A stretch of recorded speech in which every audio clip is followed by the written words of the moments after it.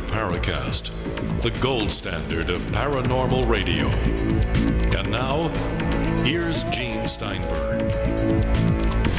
So Chris O'Brien is not only on special assignment, he's actually on a lecture tour in California. So we hope he does well, and we wish him the best on that. I think he's trying to book a national tour or something. So if that happens, you may have Chris O'Brien coming to a city or a UFO group near you. We'll try to get the information out as soon as we can. We have invited our old friend Greg Bishop, whom I regard as kind of a cutting-edge theorist because he tries to look at the responses to the questions we don't ask, or ask the questions that we fail to ask. And so we'll be talking to him today, and a little bit later we may have a surprise extra guest. We'll see what happens. In the meantime, Greg, welcome back. It's only a few weeks since we talked to you last for an After the Paracast. Okay, I think so, because I don't look at the forums as much as I used to. Usually when I'm on, I'm going to, of course, go look because I want to see what people are saying and what the discussions are. Nobody's ever nasty. People are, at least as I see, pretty civilized. It's one of the more civilized forums out there.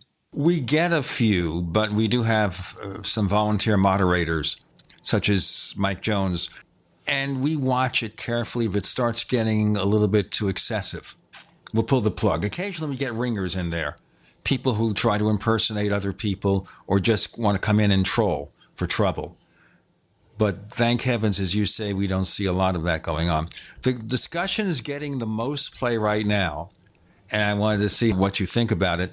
One is about the extraterrestrial hypothesis. We had a couple of episodes featuring listeners, people from the forums talking about it, and obviously it's pro and con. Are UFOs extraterrestrial, or is there some other cause or a combo? I think, though, it kind of gets a little tiresome because you're basically going back and forth on something you can't prove. What's your perception? That's my perception. Not even joking. Yeah, that is my perception. But the thing is that I don't know what this thing is where people have to take a side. Like, well, it is, it isn't. It's like, I don't know if anybody, I looked at it a little bit.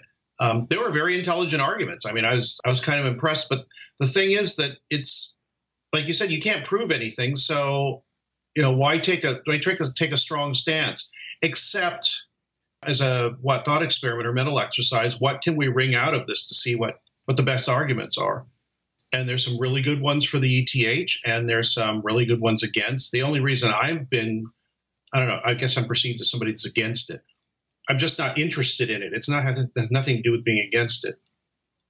It's more interesting to me to look at other perspectives that have been around forever. It's just that I like people that are trying to push things into new areas because, as you said, you can't prove anything. So let's explore this. And you find things out along the way that have nothing to do with UFOs and have a lot more to do with who we are and how we think about things and how we discuss things and how we perceive things and remember them and talk about them and recount them and all that. That to me is far more interesting than, is it ETH or is it not?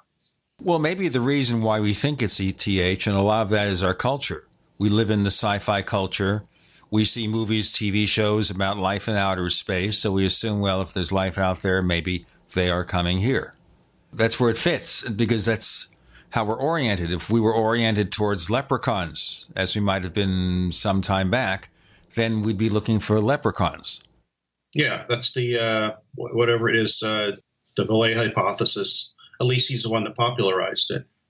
Yeah, we're trapped by our culture, our language, and those are the two main ones. And then everything, cascades from that. How we argue about things, how we deduce things.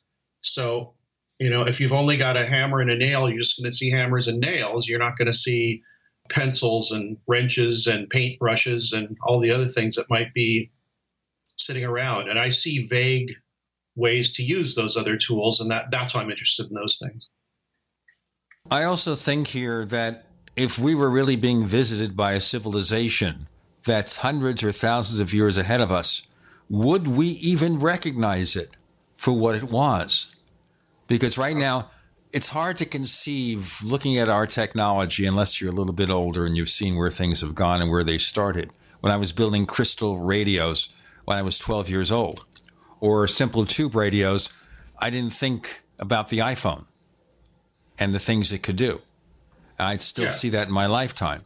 We're more advanced in some Star Trek technology, such as tricorders and communicators. So the thing here is we see something that meets our expectations, but if ET is really here, I still wonder, would we even recognize that technology? Could they just come here in a flash? We don't know. We don't know what we're going to discover 50 years from now, 10,000 years from now. You know, stargates, will they just be pure energy, have evolved into some kind of pure energy? Will they be like the Q continuum, where they can just appear where they want to? They don't have to do this pedestrian space travel stuff. Right.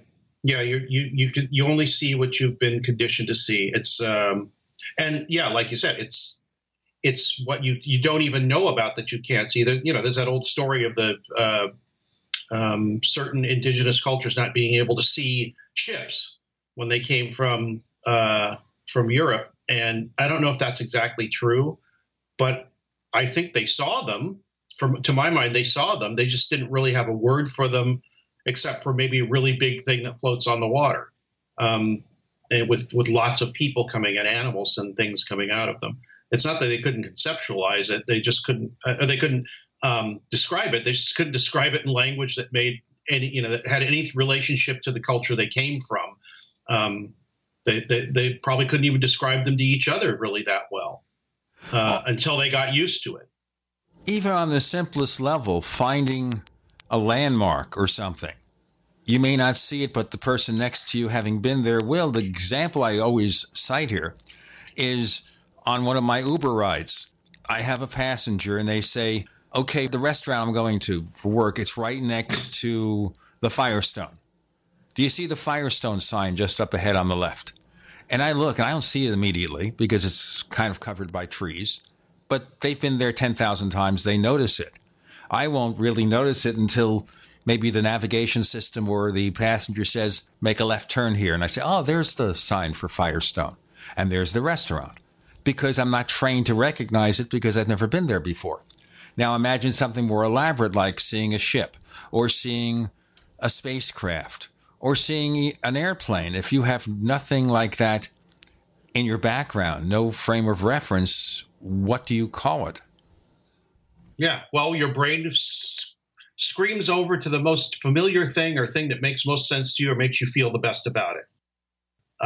That's I was going to say scientific fact, but there's a lot of research that points very definitely to that. If you see something unfamiliar, what do? You have to be able to handle it somehow. Is it going to kill you? Can you eat it? Your brain starts going very quickly, I think, subconsciously through your files and saying, what is this? And if there's nothing there that matches it, it'll put a placeholder in there, and then you perceive it as that thing. And I think that's very important when considering witness testimony for anomalous experience. And that's not obviously that's not a original idea to me, but I think it's an important and interesting one. The problem here that I see in existing UFO research is we look at those things as external occurrences. It's the same thing as I'm looking at a all-in-one printer across the room. Or you're familiar with seeing airplanes. You see them all the time, perhaps. Maybe you live near an airport. On a rare occasion, you see a helicopter. You certainly see cars. So we treat them as external things. You're not part of the process. But that, of course, may be the huge mistake. We have Greg Bishop here, and we may have a surprise guest later on. With Gene and Greg, you're in the Paracast.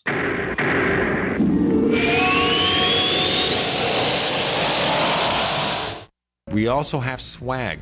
We have all these exclusive Paracast things that you can buy We've got like, I guess, 60 or so different items, and entails T-shirts, sleeves for notebook computers, iPad cases, mouse pads, the Paracast jumbo tote bag, all sorts of T-shirts and jackets and stuff like that for men and women. We have a Paracast aluminum water bottle. All this stuff, you go to store.theparacast.com, store.theparacast.com. What makes it special is that the items are the best quality, great T-shirts, fabrics, and they have our official logo on them. That's what makes them special, in multiple sizes and colors. We even have stuff for children, stuff for women, stuff for men. We have all sorts of sizes, like small up to X large. A lot of good stuff. That's the swag from the Paracast. You go to store.theparacast.com, stop by, and take a shopping tour. Warning. If you're drowning in debt you can't afford, do not let the credit card companies trick you into thinking that you have to pay it all back, because you don't. What the credit card companies don't want you to know is that there's actually a way to get debt-free without paying off your entire debt or going bankrupt. If you have $5,000 or more in credit card debt, you now have the right to let us settle that debt for a fraction of what you owe. For free information, call Credit Associates now. 1-800-959-5759. We'll even show you how much money you could save. If you can't afford to pay off all your debt, do not let the credit card companies trick you into thinking that you have to. Call Credit Associates now for free information on how to get debt-free faster than you ever thought possible without debt consolidation or bankruptcy. We depend on your success and offer a guarantee, so there's no risk. For free information, call now. 1-800-959-5759. That's 1-800-959-5759. 1-800-959-5759. This is Dan Pilla. Do you owe the IRS money you can't pay? Are tax debts crippling you? I've defended people from the IRS for over 30 years. I've helped thousands, and I can help you too. I wrote the book on IRS settlement, and I'm telling you, there's no such thing as a hopeless case. Call 800-34-NO-TAX to finally get free of IRS debt. With the IRS's new programs, there's never been a better time to solve your problem. Call 800-34-NO-TAX. That's 800-34-NO-TAX, or my website, danpilla.com. This is Elizabeth McCabe, a.k.a. Lucky One of Truth Frequency News. I wanted to tell you all about Extendivite from HeartDrop.com. Y'all know I check everything before I air it. When I heard about Extendivite on TFR, I went to HeartDrop.com and started my research. It's got cayenne. That's good for blood and circulation. It stimulates the blood flow. It's got garlic, which fights bacteria like antibiotics, and it lowers the cholesterol and blood pressure. It also has milk thistle, which is the best detox for liver. I couldn't wait to try it out, and I'm glad I did 4 months ago. And here's obvious results. My hands and feet don't get cold anymore. The varicose veins have faded too. My wrists don't hurt after typing all day. Now I tell you all this because it's true and I want you to really live life. Try Extendivite. Go to heartdrop.com and order it. Extendivite is only $69.95 for a 2-month supply of either capsules or liquid. Call now. That's 1-877-928-8822 or visit heartdrop.com. Extend your life with Extendivite. Anytime, any place, anywhere. Radio remains the most intimate of all forms of media. At home, at work, in the car, on smartphones. Over 90% of consumers still listen to radio every week. That makes choosing radio as a place to advertise your business one of the best decisions you can make. Email advertise@gcnlive.com and partner up with an experienced GCN representative. Advertise@gcnlive.com. Easy, affordable, effective. We'd like to hear from you. If you have a comment or question about the Paracast, send it to news@theparacast.com. That's news@theparacast.com. And don't forget to visit our famous Paracast community forums at forum.theparacast.com. We're not saying here, folks, that ET isn't here. We're not saying that UFOs are not extraterrestrial. We're pointing out here that we are limited in what we see to something with which we can compare it. And as a result, we can have a phenomenon totally alien to our understanding, but we may never see it for what it is. Again, would we recognize the technology of hundreds or thousands of years from now if there is an ET? We can only think in terms we know. Even if we look at the Star Trek universe, a lot of things in there we've already worked on. We already use tablets like they did in Star Trek Next Generation. Scientists are looking into warp drive, matter transportation. So maybe in 50 or 100 years, we'll have all that. But what's going to happen to a civilization hundreds of years from now? Or another theory voiced, which is interesting, is that once they find a technology that works, the moneymakers in that civilization, assuming there was a money system, may just want to monetize it and not go to the next level. Like, for example, we have the internal combustion engine that's been around since what? The late 19th century? And we still make them with lots of fluff and lots of improvements. But at the end of the day, the basic principles are the same. And the reason we continue to do it is because it's profitable. People are accustomed to it. And only now are we looking at things like electric vehicles. But even then, they're designed to very much mimic a regular car. They will drive mostly like a regular car, even though the propulsion system is very different. Right, because that's what people are used to. Why do we have to be used to something that's outside of our experience? We should, like I say, look at things that are outside of the comfort zone, that are kind of confusing, that challenge your preconceptions. I'm always looking for those things. I love those things because it means that there's some novelty still available, and there's tons of it. That's people ask, I think I just said this, but people ask me, why are you against ETH?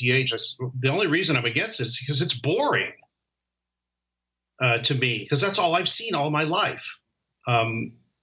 I don't know why people, well, I do know why people just want to stick with it, because it doesn't challenge them.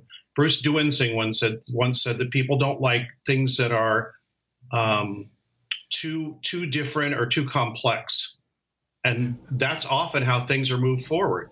Now, the thing I wanted to bring up, which I kind of didn't finish and I should have, is the reason I brought up familiar technology is that may well be we'll reach a point where we invent something and we're going to milk it for what it's worth before we go on to a new technology. So it could be that some extraterrestrial civilization designs a rapid way to get from one star system to another, a warp drive. Will they look for something even better? Or will they say, okay, we're going to monetize this, we're going to use it as long as we have to, and then maybe kicking and screaming, we'll go into Stargates? Maybe so, but also what we're doing here is extrapolating our motivations onto something that we have no idea about. I guess that's all we can do. But once it gets to that point, I think that if we are using our own model and our own civilization, if it gets to the point where energy is essentially available to anybody all the time, free energy, in other words, which is, I think, what every civilization moves towards. At least that's what ours is. I don't know how it'll be easy to monetize that. There will have to be a completely different system of civilization and all that before that happens. And who knows, the capitalist system or whatever other systems interact with each other on this planet will collapse and be replaced by other things, probably, in the next couple hundred years, maybe before that. So we have no idea. But your point is valid and well taken.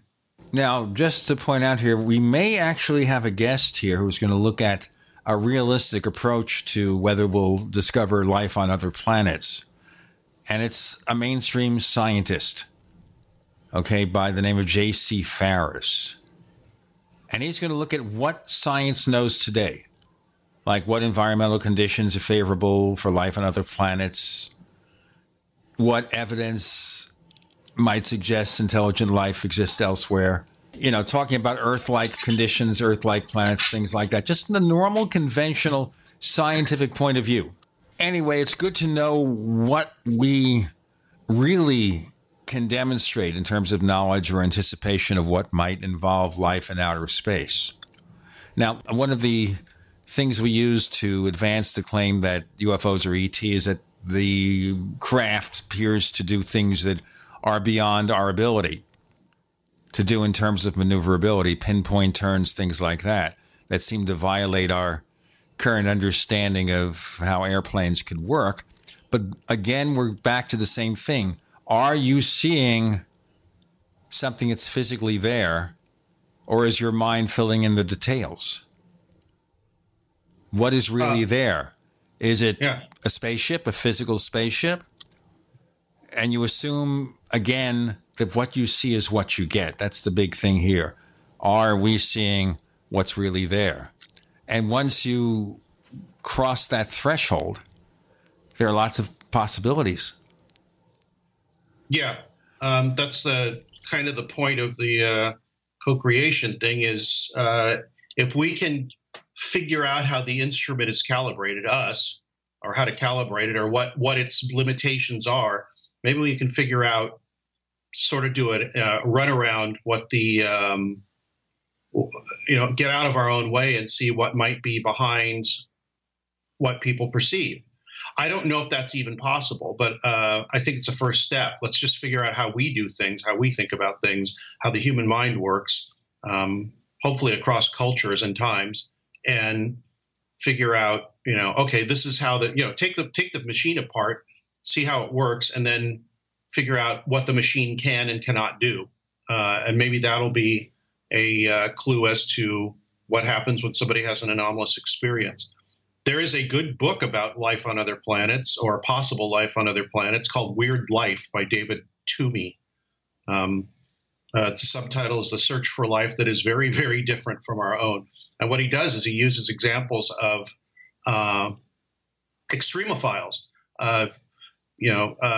living creatures that live in cyanide pools or near geothermal vents under the ocean, thousands of feet under the ocean, different environments that are extremely inhospitable to life as we know it, but yet life still exists there. And he uses that as kind of a clue as to what kind of life we would expect in other places, or, we could not expect. We have to expand our ideas of what the conditions for life could be. I think when you have your scientist on there, he'll probably explain it a lot better.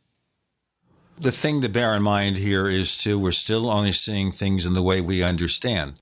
I know Star Trek would explore other kinds of life forms, like the Horta, which was kind of a moving rock-type creature that still had a civilization, still had some level of intelligence. Before we get too much into rock beings, we've got more to come. With Gene and Greg, you're in.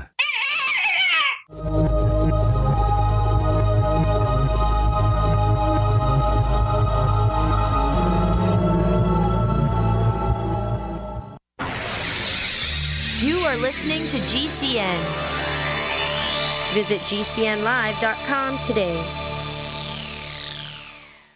Hunters, anglers, campers, and survivalists. Get back to nature. Expand your horizons with the highest quality, most versatile, unique slingshots and sling bows on the market at slingbow.com. Sling bow products are compact and models start from just $17.98. They're perfect for your bug out bag or storing in your vehicle. Give yourself and your loved ones the excitement and tradition of sling bow. A new frontier in archery and truly modern twist on this primitive survival tool. Feel the thrill only at slingbow.com.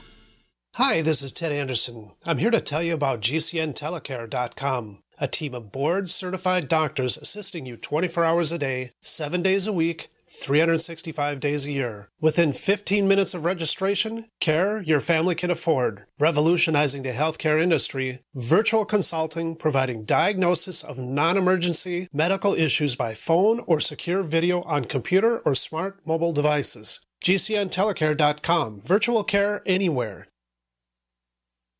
We all know that Berkey Water Purification Systems are the most trusted name in water filtration. As an authorized Berkey dealer for over 6 years and serving thousands of satisfied customers, the Berkey Guy offers amazing specials for Berkey Water Filtration Systems. The Berkey Light Systems include a set of self-sterilizing and recleanable black purification elements that purify water by removing chlorine, pathogenic bacteria, cysts, and parasites to non-detectable levels and remove harmful chemicals such as herbicides and pesticides. Order the Berkey Light System today, complete with 2 black Berkey elements for only $231, and the Berkey Guy will ship your order free of charge. With the purchase of a Berkey Light, the Berkey Guy is also offering a set of fluoride and arsenic filters for only $39.99. That's over 30% off the retail price. Call the Berkey Guy at 1-877-886-3653. That's 1-877-886-3653. Or order online at goberkey.com. That's goberkey.com today.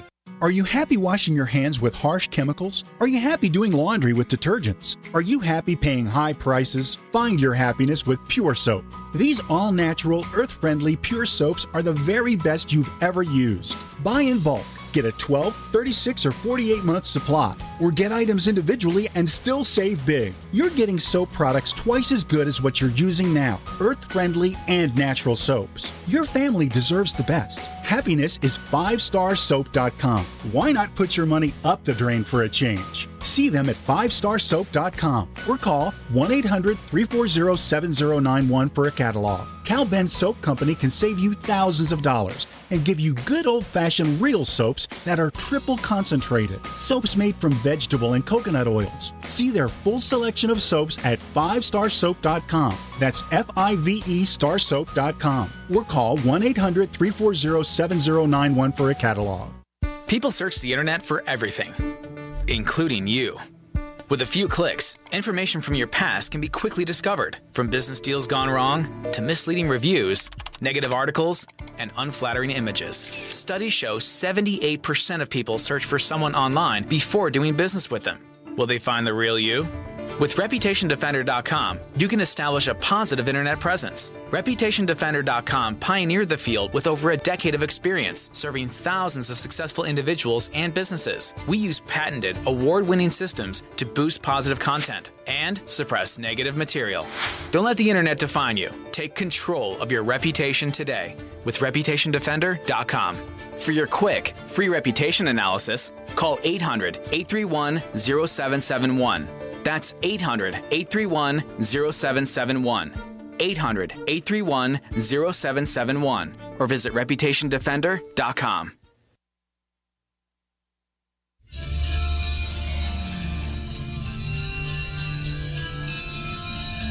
Hi, this is Bryce Abel. I'm the producer of Dark Skies, the co-author of AD After Disclosure, and you are listening to the Paracast, the gold standard of paranormal radio.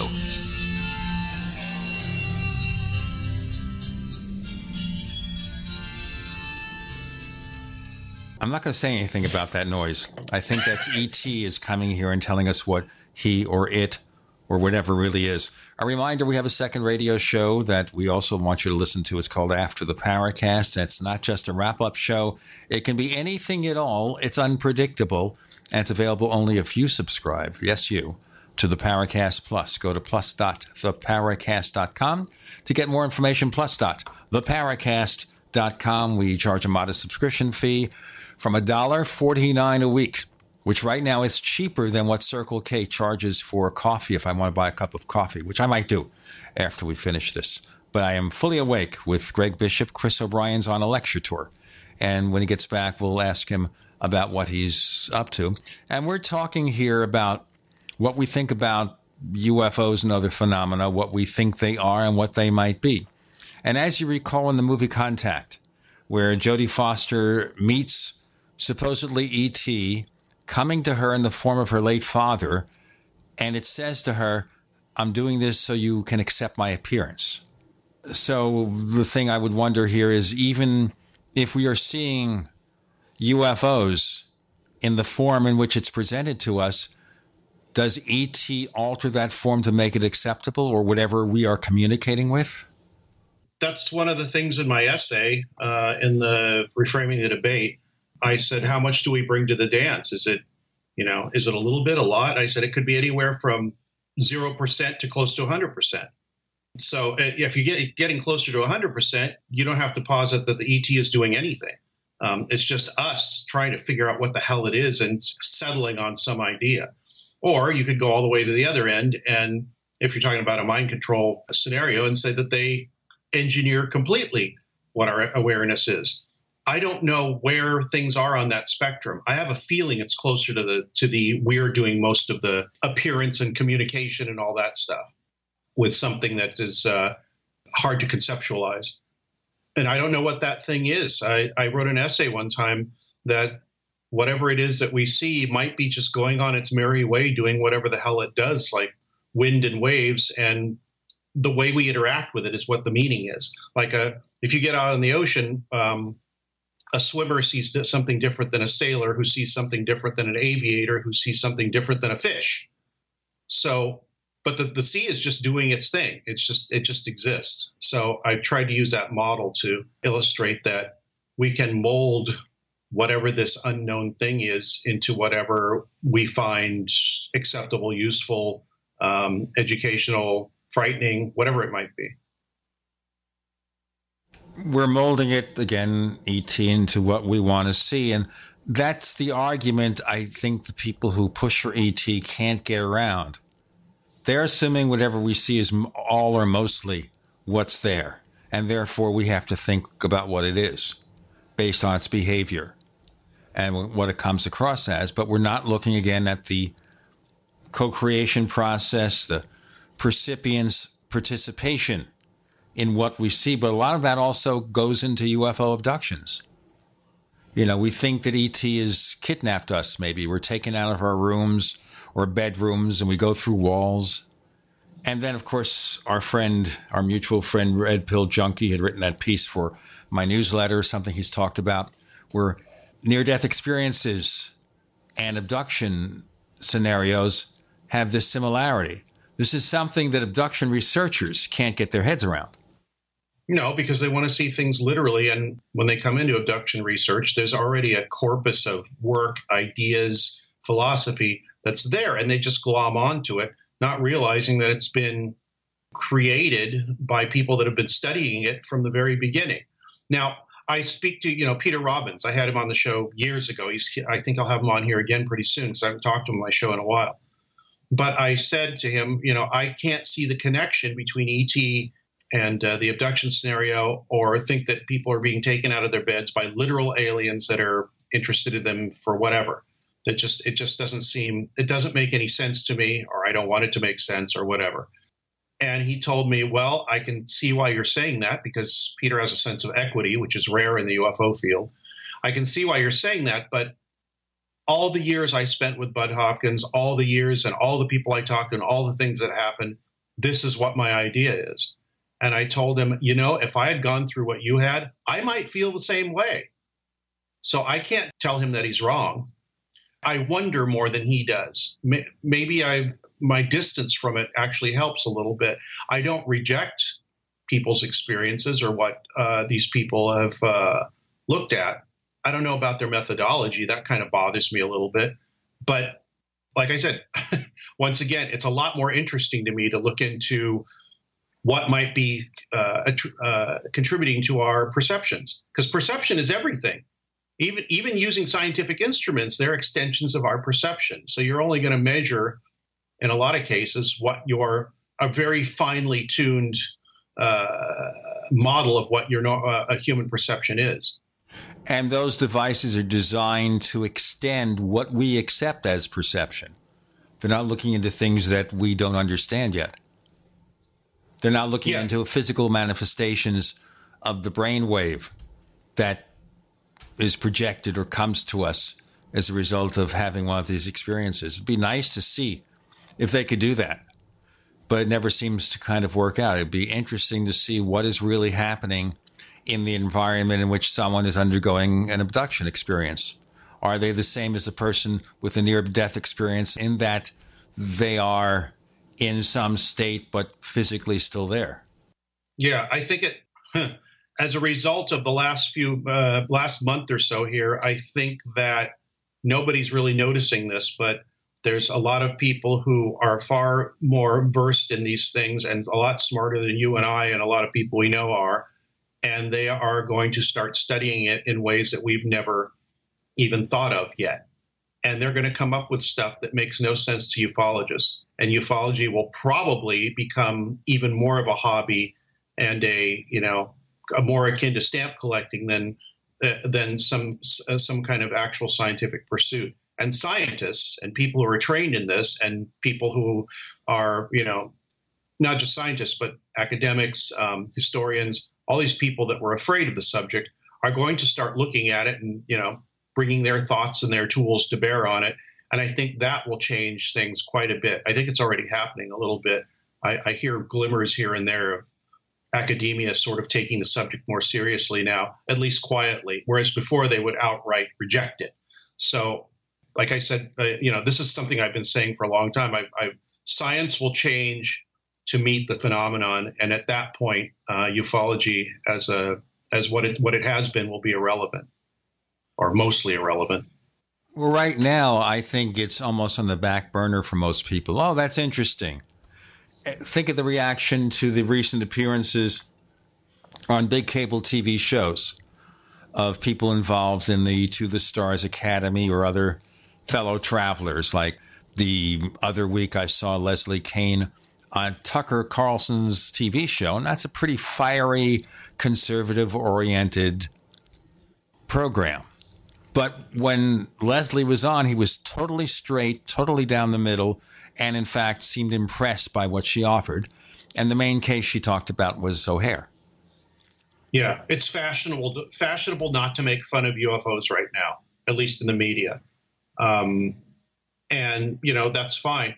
The thing is, I think what's going on, they'll take it seriously for a while. And the reason that people don't really think it's that big of a deal is, one, I think more people believe in UFOs, the reality of that, and aliens and all that as a cultural thing than people realize, especially people in the UFO community think, we know this thing and most people don't. I don't know. I think a vast majority of the public is kind of convinced that there's something going on, and it must be true because the government's covering it up.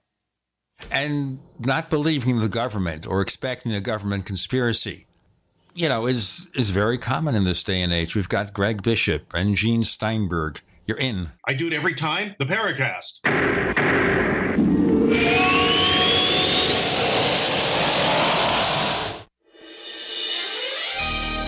Thank you for listening to GCN. Be sure to visit GCNlive.com today. Do you need a website? Well, you can get a great deal on hosting services with Namecheap's legendary coupon code. They're offering substantial hosting discounts on shared hosting, business hosting, VPS hosting, reseller hosting, and even dedicated servers. Namecheap is preferred by millions. It's backed by a money-back guarantee. Use the coupon code LEGENDARY to cash in on the special deal at Namecheap.com, Namecheap.com. First came Attack of the Rockoids, and it was a critically acclaimed success. And now there's The Coming of the Protectors. A former military intelligence man is contacted by a space woman in a dream that turns out to be a nightmare because evil forces on our distant planet are planning to conquer the Earth. This is gripping science fiction of the classic kind. Attack of the Rockoids and The Coming of the Protectors. Find out more at rockoids.com. That's Rockoids, ROCKOIDS.com. Fully cooked, ready-to-eat bacon. I'm talking thick, meaty, center-cut presidential bacon. Savory and delicious. I buy some, I use some, I store some. Awesome. No refrigeration needed with a 10-year shelf life. NASA-packed technology. Bacon. Fully cooked, fully hydrated, ready to eat right from the packed bacon. Or warm and served. Life-saving, ready-to-eat bacon. 10-year shelf life bacon. Ships free at fullycookedbacon.com. Fullycookedbacon.com. Hear that? That's the sound of a house being trashed while a gang of thieves ransack the place. And what they don't steal will be destroyed. This year, resolve not to be the next victim of a break-in. Go to faketv.com and discover a device that creates the illusion someone inside is watching TV, even when you're miles away. Security is a mindset, and Fake TV should be part of your security solution. Be vigilant, but not fearful. faketv.com. Hi, this is Ted Anderson. I'm here to tell you about GCNtelecare.com, a team of board-certified doctors assisting you 24 hours a day, 7 days a week, 365 days a year. Within 15 minutes of registration, care your family can afford. Revolutionizing the healthcare industry, virtual consulting providing diagnosis of non-emergency medical issues by phone or secure video on computer or smart mobile devices. GCNtelecare.com, virtual care anywhere. Hello, my name is Marjorie Wildcraft. I'm the founder of the Grow Network, which is an online community of people who produce their own food and medicine. We are really into backyard self-reliance. If you want this lifestyle, I suggest your first step be to learn some basic home medicine. Just the other day, my 18-year-old son came to me and said, "Mama, I got a sore throat. Can you fix me up?" And I said, "Sure, Ryan," and in about 24 hours, he was better. The best home medicine for you to start out with is garlic. It's an amazing natural antibiotic, and I can show you how to use garlic to handle ear infections, sore throats, colds, and flus. As a way for you to get to know a little bit more about me and the Grow Network, I've written up an easy introduction on how to use garlic. It's at gcnwellness.com.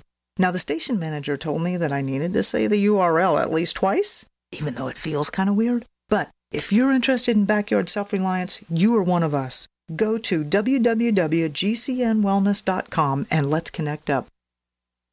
Age-related macular degeneration is the leading cause of blindness in people over 55, but with treatment it can be slowed down, stopped, and in some cases reversed. Make sure you see your grandchildren grow. Protect your vision by requesting information about diagnosing and treating AMD. Call the Foundation Fighting Blindness today at 1-800-BLINDNESS for a free packet on reversing or managing AMD, or go to the website fightblindness.org, where I found so much helpful information. Or again, call 1-800-BLINDNESS today. This is Leslie Kane, and I'm with the Coalition for Freedom of Information, and you are listening to the Paracast.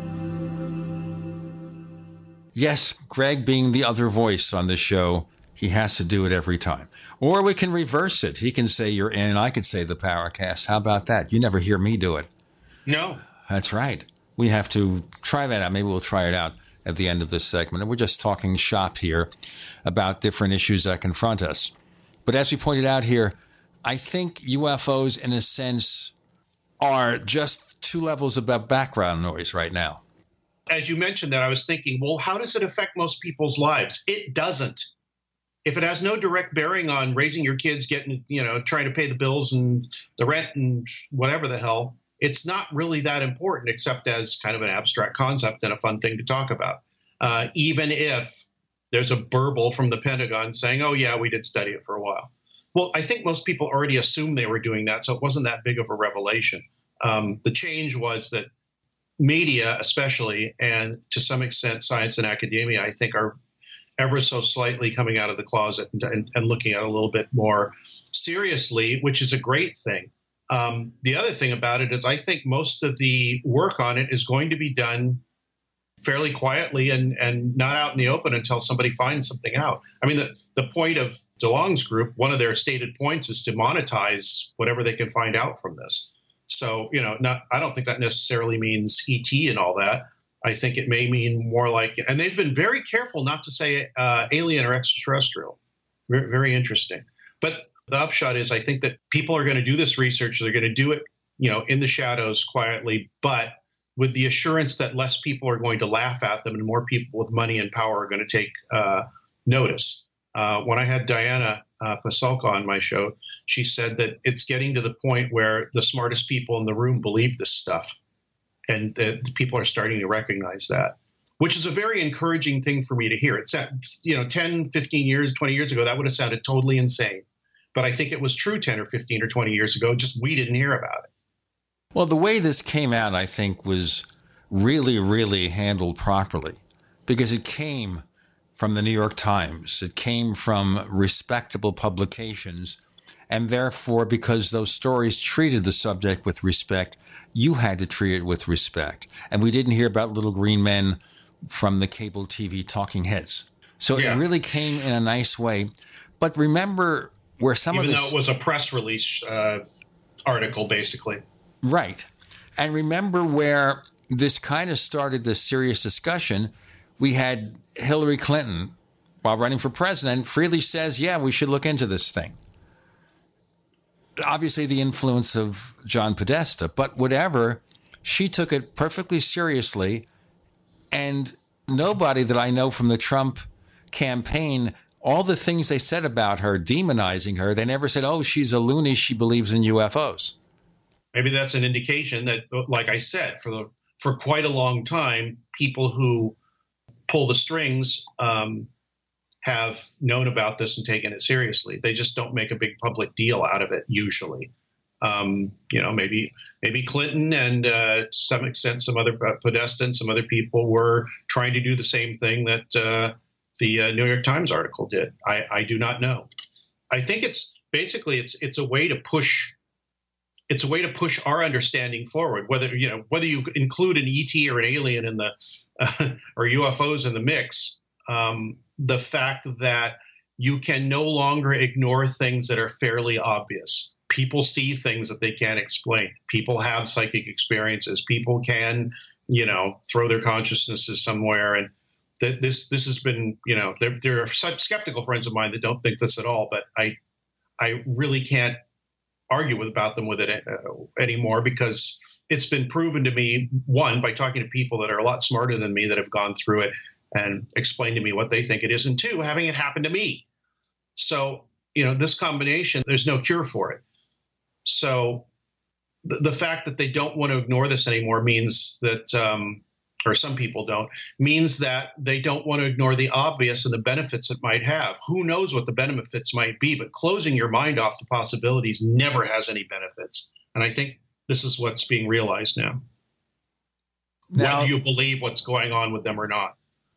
Now, on last week's episode, our mutual friend Walter Bosley was on, and he suggested that the gentleman who was in charge of the Pentagon branch of this UFO project, Luis Elizondo, might still be working as a contractor for the government, engaged in what he calls perception management.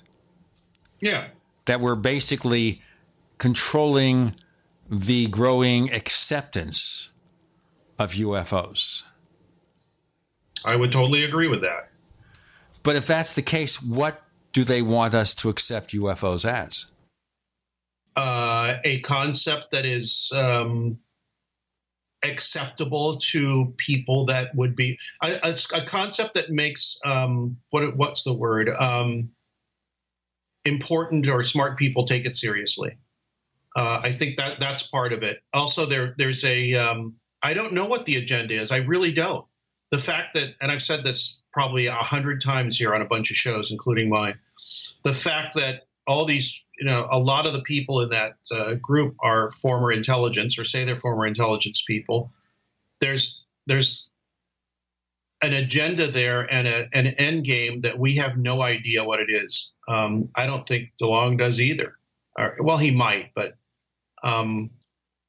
we really don't know what it is. I've got this prediction that as soon as whatever it is accomplished by making these announcements, they'll stop it and they'll go do something else.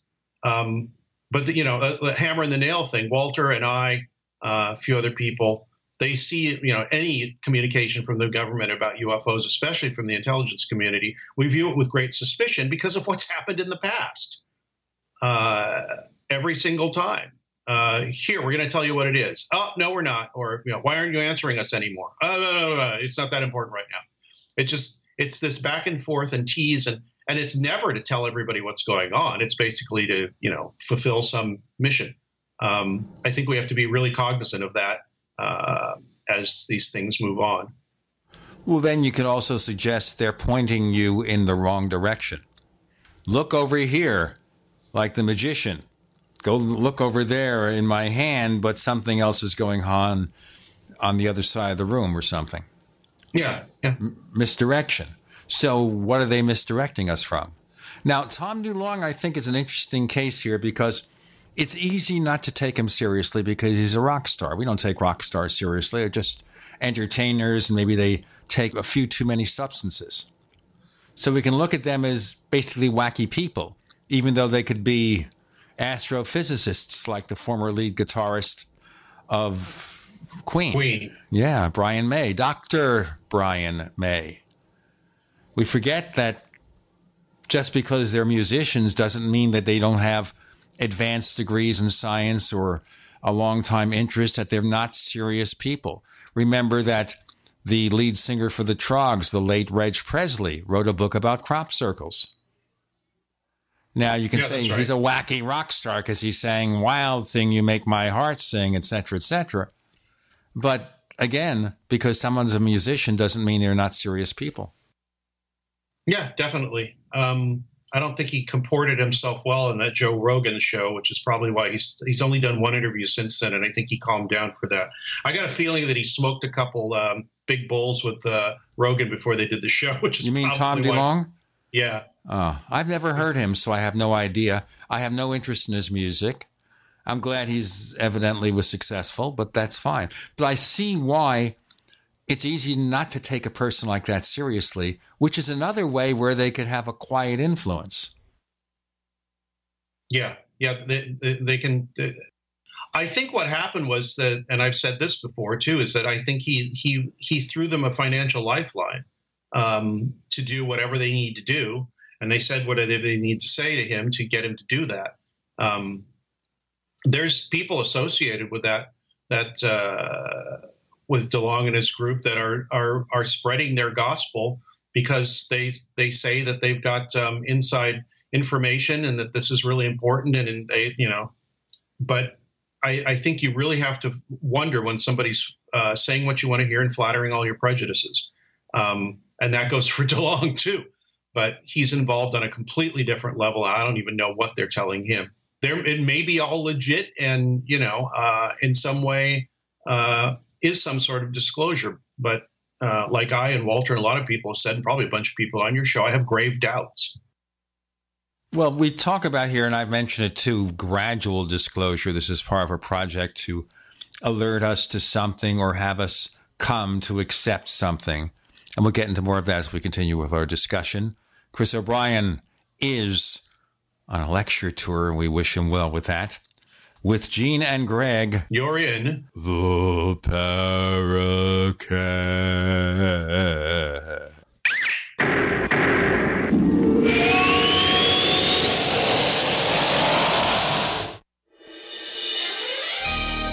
Thank you for listening to GCN. Be sure to visit GCNlive.com today. Attack of the Rockoids has been well received by critics and readers alike. It's a thrill-a-minute story you'll never forget. A former U.S. military intelligence officer is haunted by intense dreams about a beautiful woman pleading for his help after a terrible battle in outer space. But the dreams turn out to be true and thrust him into a telepathic love affair with a woman whose faraway planet is intent on destroying the Earth. And now the gripping tale continues in The Coming of the Protectors. It's the second book of the Rockoids trilogy, a galaxy-spanning adventure that pits our hapless heroes against powerful, fanatical enemies that threaten the lives of freedom-loving beings everywhere. Attack of the Rockoids and The Coming of the Protectors. Classic science fiction at its best, available now. For more details, visit rockoids.com. That's ROCKOIDS.com. You haven't experienced yogurt until you've tried a Mossy, embodying health and flavor in a true whole milk, green-fed dairy beverage. Every sip pays homage to our old world cows and the ancient culturing methods their milk benefits from. With over 30 probiotics, a Mossy's undeniably nutritious, refined, cultured sensation bolsters your health and awakens your passion for dairy. A Mossy's so good, and you need to try it. Contact your Youngevity distributor or call 877-878-4203 or go to gcnteam.com. Water is the single most important thing your body needs, so you want to be sure it's the best for you and your family. Since 2005, thousands have depended on Berkey purified water. The Berkey Guy provides the lowest priced filtration systems in every size for incredibly delicious water now and in an emergency. Get to GoBerkey.com or call 877-886-3653. 877-886-3653. GoBerkey.com.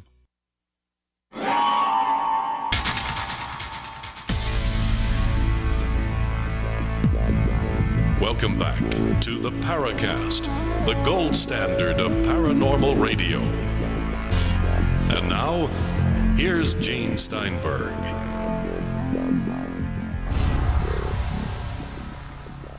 All right. You see, that's me doing it. Or someone. I think someone possessed me momentarily. With Greg Bishop, we're trying to sort things out and see where things are going. So if it's gradual disclosure, you could maybe paint the picture while we are becoming accustomed to the possibility of life out there because we find these supposedly Goldilocks or M-type planets orbiting around other star systems. And maybe they have conditions that are conducive to life as we know it before we even get into other possibilities. And now we see UFOs being given serious treatment in the major newspapers. So is that part of the program? These people who expect disclosure believe the government knows the truth back there. They know what these things are. Maybe they have contact with ET that's getting extreme, but you know the point. And that's one possible scenario here, that if you wanted to acquaint people to the possibility that we have advanced life forms out there that are visiting us now, it's no longer abstract, it's no longer Star Trek or Star Wars. They are here now. How would you convey that information to people? I don't know. I guess the way they're doing it. Like I said, I think it's obvious to most people that something very strange is going on. They just think the government has the answer. And that's, I don't think that's the right way to go. I think that the answer comes from everywhere. It comes from anybody that's interested in this subject in a serious way and is open to criticism, has a stake in this. And actually asking Big Brother to tell us what something is, it's a dangerous road to go down. And I've said this before, and a lot of people have. Why is it that you don't trust the government on anything to do with the UFOs, and then suddenly when they tell you what you want to hear, you're all ears? James Clarkson said something great about this. He said it's like the abused girlfriend thinking everything's great when the boyfriend or husband or whoever that beats them all the time shows up with champagne and flowers. Well, everything's going to be great now. Really, after years and years of abuse and violence and whatever, now suddenly everything's okay. That's a good model for caution. So if now the government delivers this, I agree. What do you say? Would you believe them? Do we even believe the government anymore? We don't believe the president of the United States, or I think probably 2/3 of the people don't, which is kind of a crazy thing here where you have this alternate reality where one group of people follows whatever he says, another group disbelieves everything he says. And I said this even before we had President Trump. Even if Obama had come out with ET standing there and saying, my fellow Americans, we have a momentous announcement here. We're going to present the first visitor from another planet. And I think it was just somebody wearing a costume. They wouldn't believe it. If I hear what I expect to hear, I'm very suspicious. That's just my nature. I don't know about other people, but I would caution people, if you're hearing exactly what you want to hear about something that you're very passionate about, there's a good chance somebody is using your biases and your beliefs and all that to advance some sort of agenda, even if it's just to make you believe more in your belief. But that's just my suspicious nature. I've been that way since I was as long as I can remember. I do not like when somebody tells me, "Don't worry, we know what's going on, and don't think about it anymore because this is the answer." That really bothers me. It bothers me, not even the government, just in general. Like as if they're trying to pull the wool over your eyes, especially since in the UFO field we've covered all these efforts of disinformation going back to Benowitz, going back even earlier. How can we believe them? But then that's the disconnect I think disclosure advocates can't address. No, they don't. I think we talked about this on this show. You know, why the only thing they're going to believe is something that agrees with the preconceptions, which is completely wrong. You're answering your own question. If you don't question your own questions, you're in an echo chamber. And I think that's what the disclosure movement has been since the beginning, is basically an echo. Well, the UFO field for the most part too, but especially the disclosure people. I think, however, a very large portion of the public is in an echo chamber. They've established a particular belief system. They only pay attention to whatever fits in that belief system. And when it comes to religion or politics, anyone else with any contrary view, it's not just another point of view. It makes you a horrible, disreputable person. Yeah, well, I don't know what's going on in the last few, 20 or 30 years. I'm turning into an old person now, but I was taught by my parents and I think by the school system to question things and to have a free exchange of ideas and to debate people and realize when your position is weak and to adapt your position. We used to have mock debates in high school. And you would learn a lot by, I was actually asked to debate points that I didn't agree with. The teacher specifically told me, I know you don't agree with this point, so I'm putting you on that team, just so you can go deeply into into the reasons why somebody would have that point of view and realize what that might be. I don't know if that's done anymore. I don't see any evidence of it. Maybe I was lucky. I don't know. Well, certainly this is the problem that we have in society in general, not just in the UFO field, where you either believe in them or don't believe in them, and you're a skeptic, you're a debunker, you're a government agent. You hear all the charges if you come up with a contrary point of view.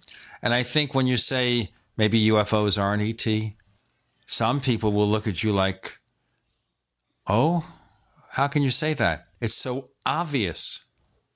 But then I think it's also caused tunnel vision. It's also caused a lack of progress because we expect the answer. And this is why, for example, I criticize, and I know you do too, when you're not really that interested in UFO organizations, but when I see them just evangelizing a message rather than saying, heck, what's going on here? I don't think that Bill Moore said this in the 89 speech. What's going to happen if you figure out what's going on? What the hell are you going to do with your life? I don't think there's a lot of these people, they don't want the answer. They just want it to remain a mystery. And instead of exploring different ways to find a better understanding, I've stopped using the word answer because that assumes there's an answer. And I don't know if there is one. And it closes off possibilities. But if you keep searching for some single answer, that's all you're ever going to do, and you get tunnel vision. Chris was very nice in his lecture a couple nights ago. He actually said we really have to have a sense of equity in this. And he said that this is a word I borrowed from Greg over there. We've got to have a sense of equity about what's going on here. We have to look at different points of view. We can't just tunnel vision ourselves because it closes us off to so many possibilities and things that might be. There's so many examples of people just basically sticking their heads in the sand and then the world falls down around them. I don't think that's going to happen with ufology, but no, actually it might. But that's a very bad model for something that we don't know the answer to. If it was an organization, trying to help starving children in Africa, you've got a very specific, realistic, everybody knows about it goal. In this case, or even if you're just trying to figure out how, nuclear fusion works, there's a very specific goal. There's a good idea of how to get there. There's no real argument about it. But then you get to something where, like you said earlier in the show, can't be proven, really. And you argue for something that has no real objective evidence for it in the way that we think of objective evidence now. Certainly there's something going on. I'm almost certain there's something that isn't human that interacts with us. But apart from that, making assumptions about it doesn't advance the field. It doesn't advance knowledge, and it's no fun. Yeah, it's just like repeating the same old things. That's why, for example, long time ago, I got bored reading about UFO sightings because so many were the same. I only focus on the stuff with additional details. In our next segment, we're going to have a surprise guest. All right? And we'll find out who that is in a moment. In the meantime, Gene Steinberg, Greg Bishop with Chris O'Brien on a lecture tour. You're in.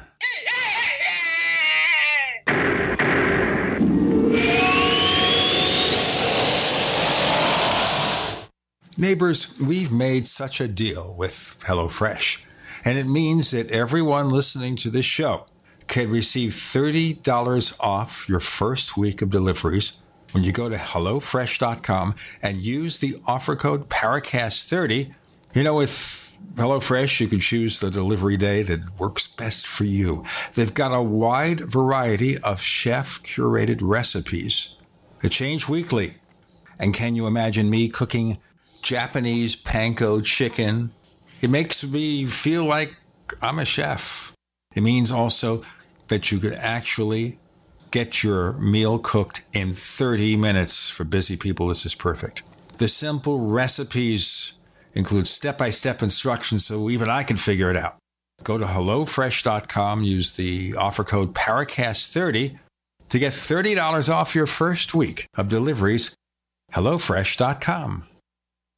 Hello? Congratulations. For what? For losing all that weight. How'd you do it so fast? ASAP. ASAP what? What's that mean? Are you ready to get as skinny as possible, as soon as possible, as simple as possible, and as sexy as possible? I'm listening. Then get with the ASAP program. It's real and it works. No smooth talk, no slick advertising, and no exaggerated claims of success. I've got to know more. Welcome to ASAP, as slim as possible. Whether you have 10, 20, or 50 pounds to lose, ASAP is your weight loss answer. ASAP targets the abnormal fat reserves and makes them available to be burned as fuel and contains no caffeine or hormones. Order ASAP at wholesale prices or join the team to share the business with others. Visit GCNteam.com or call 877-878-4203. GCNteam.com or call 877-878-4203. Lose weight and look great with ASAP, as slim as possible. Hear that? That's the sound of a house being trashed while a gang of thieves ransack the place. And what they don't steal will be destroyed. This year, resolve not to be the next victim of a break-in. Go to faketv.com and discover a device that creates the illusion someone inside is watching TV, even when you're miles away. Security is a mindset, and Fake TV should be part of your security solution. Be vigilant, but not fearful. faketv.com. Hey folks, Tom D for paranormaldate.com. Are you looking for love in all the wrong places? Now you have a chance to change that by signing up free at paranormaldate.com. This incredible dating site puts people of like minds together. People who are interested in the strange, the unusual, ghosts, zombies, UFOs, crop circles, and more. ParanormalDate.com was developed for you, people who seek a little more than the other dating services offer. You can join for free by going to ParanormalDate.com, and if you decide you like it and you want to connect with others, use the code GEORGE for a substantial discount. So many people want to share their experiences with the paranormal, the afterlife, the unusual, and this is the place to meet and share common interests with those of like minds. So sign up for free at ParanormalDate.com. That's ParanormalDate.com. Use the code word George and start meeting others. Get going now and connect with someone you like. Water is the single most important thing your body needs, so you want to be sure it's the best for you and your family. Since 2005, thousands have depended on Berkey purified water. The Berkey Guy provides the lowest priced filtration systems in every size. For incredibly delicious water now and in an emergency, get to goberkey.com or call 877-886-3653. 877-886-3653. goberkey.com. We'd like to hear from you. If you have a comment or question about the Paracast, send it to news@theparacast.com. That's news@theparacast.com. And don't forget to visit our famous Paracast community forums at forum.theparacast.com. We're joined by Don Ecker of Dark Matters Radio. Don, welcome. Thank you. Now, good to be back.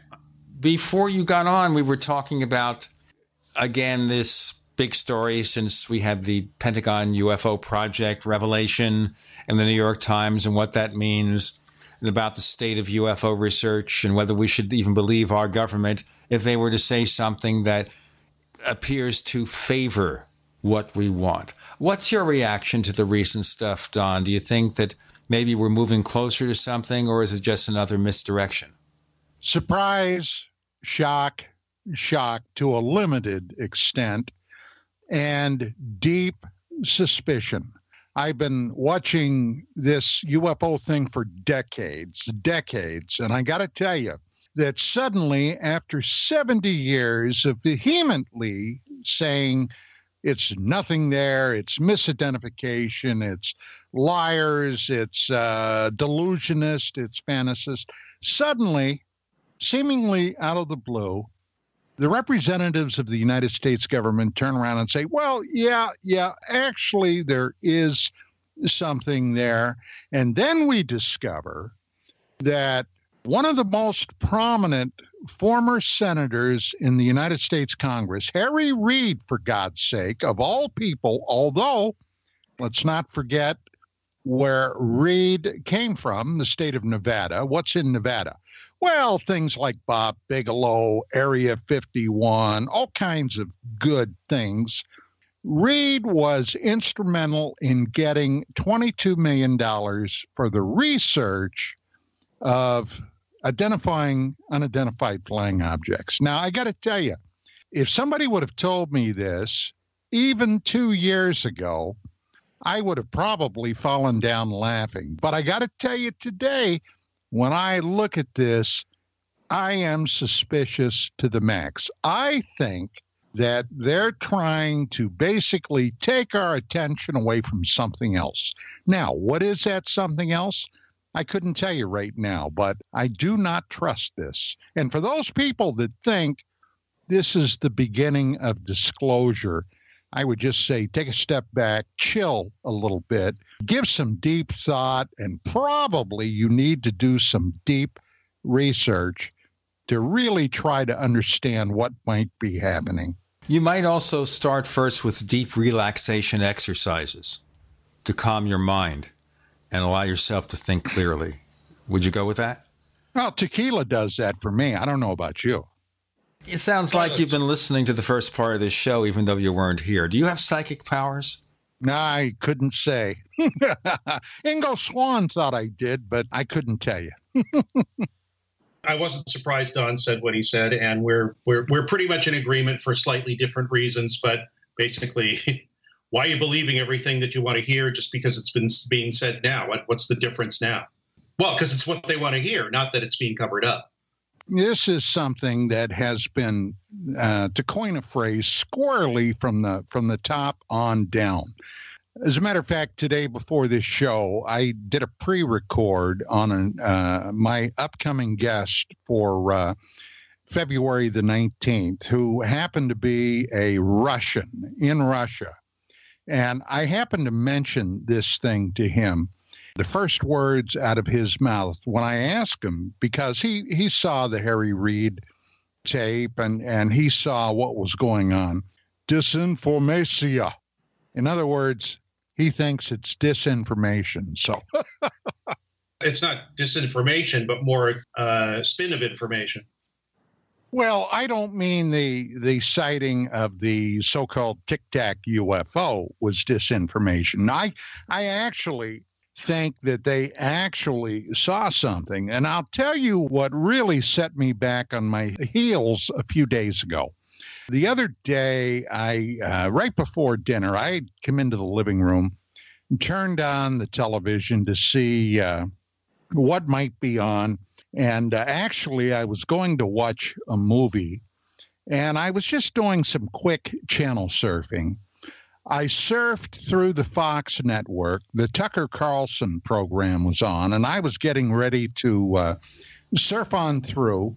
And suddenly he says, and UFO, we're going to have a UFO reporter on here. And I stopped and I yelled at my wife. I said, Vicky, come out here. Yes, we did talk about that a couple of times already, about the appearance of Leslie Kean. Oh, that's nice. I didn't, though.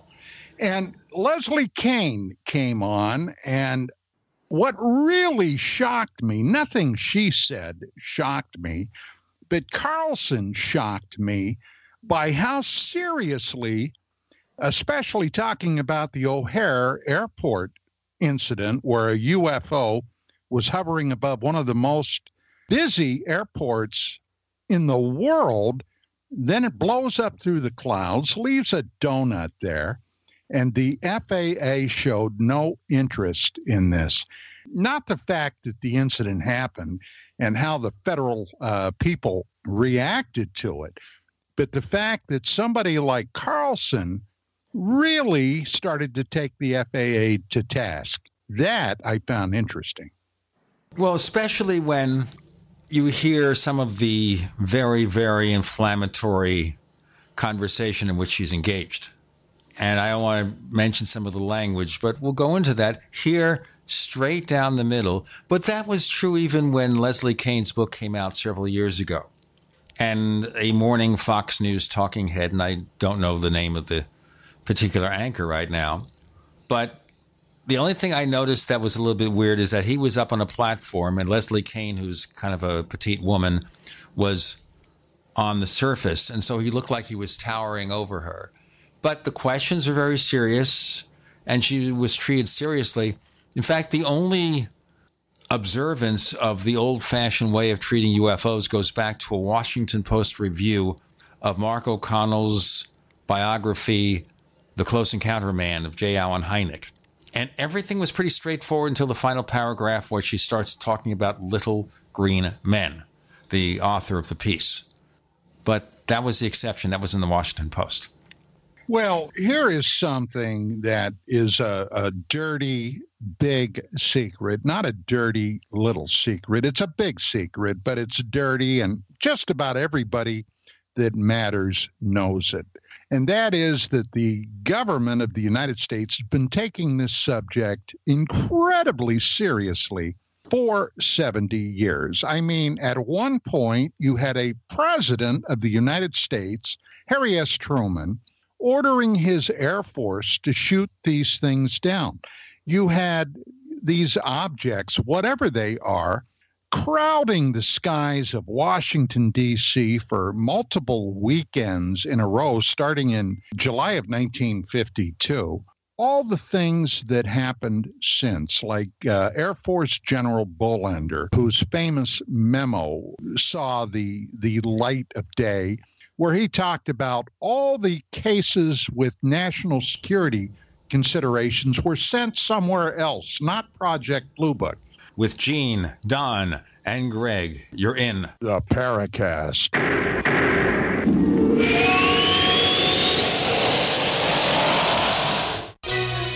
Thank you for listening to GCN. Visit GCNlive.com today.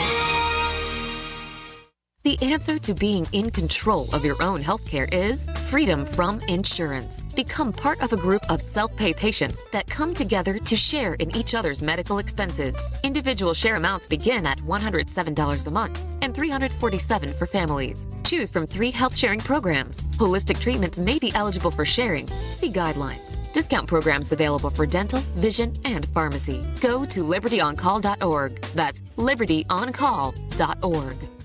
Fully cooked, ready to eat bacon. I'm talking thick, meaty, center-cut presidential bacon. Savory and delicious. I buy some, I use some, I store some. Awesome. No refrigeration needed with a 10-year shelf life. NASA-packed technology. Bacon. Fully cooked, fully hydrated, ready to eat right from the packed bacon or warm and served. Life-saving, ready-to-eat bacon. 10-year shelf life bacon. Ships free at fullycookedbacon.com. Fullycookedbacon.com. Do you have difficulty taking supplements? Are you searching for a high-quality, complete nutritional drink that your whole family will love? NutriMedical's Life Support has arrived. All of your daily nutritional requirements in one quick, delicious drink. Dr. Bill Deagle's Life Support is a proprietary blend of vegan protein, activated vitamins, essential minerals, amino acids, probiotics, green tea, digestive enzymes, anti-inflammatories, cancer prevention, detoxification, and much more. Your body will high-five you for this one. Life Support is the best complete nutritious meal replacement on the market. Whether you are an elite athlete, have post-operative challenges, chronic illness, elderly, or a family that just wants a quick, delicious drink, try Dr. Bill Deagle's Life Support for optimized nutrition in one great tasting smoothie. Just add cold water, almond milk, fruit, or anything else you like. NutriMedical's Life Support. Try our great tasting chocolate or vanilla today. Call 888-212-8871 or visit us online at NutriMedical.com. NutriMedical.com for the whole family. Hi folks, Ronnie here from Life Change Tea.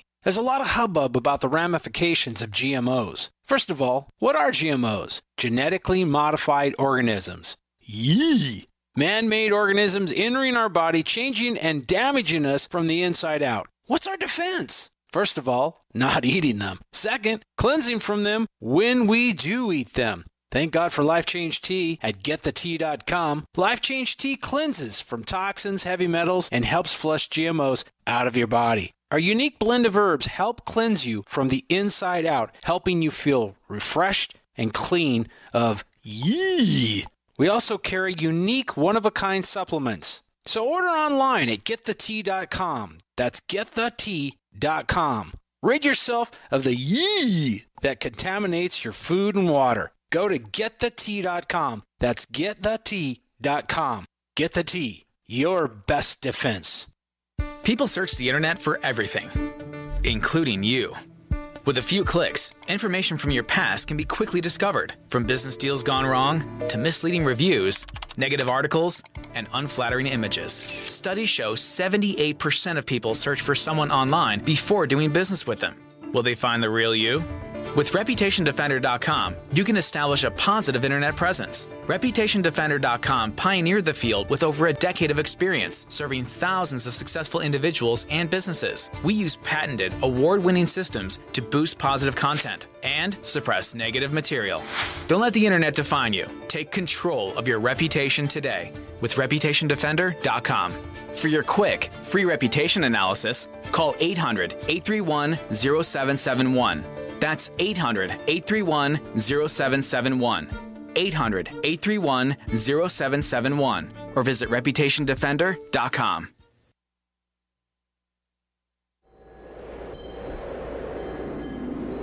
Hello, this is Rosemary Ellen Guiley, and you're listening to the Paracast, the gold standard of paranormal radio.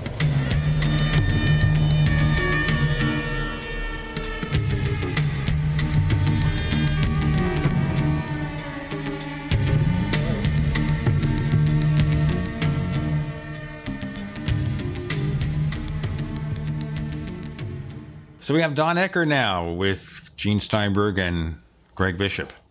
And as he says, they've been investigating UFOs for years, but I wanted to just throw this out at you then.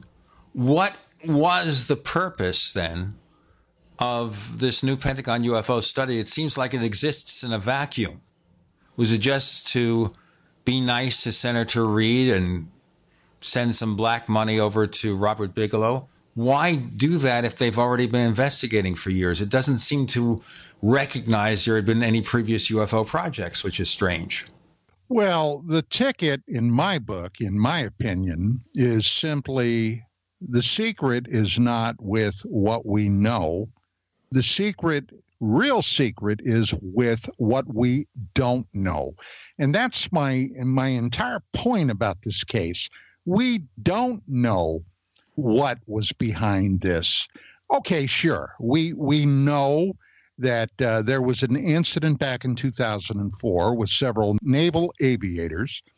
We know they encountered something inexplicable. We know that they attempted to chase it. We know that this thing just seemingly left those Navy jets in the dust. We know, according to the audio from that incident, that this object is reported to have carried out impossible for our technology maneuvers, but we don't know what else was behind this. We don't know what it was that caused Harry Reid to seek out a couple of other senators to work on getting this $22 million deal.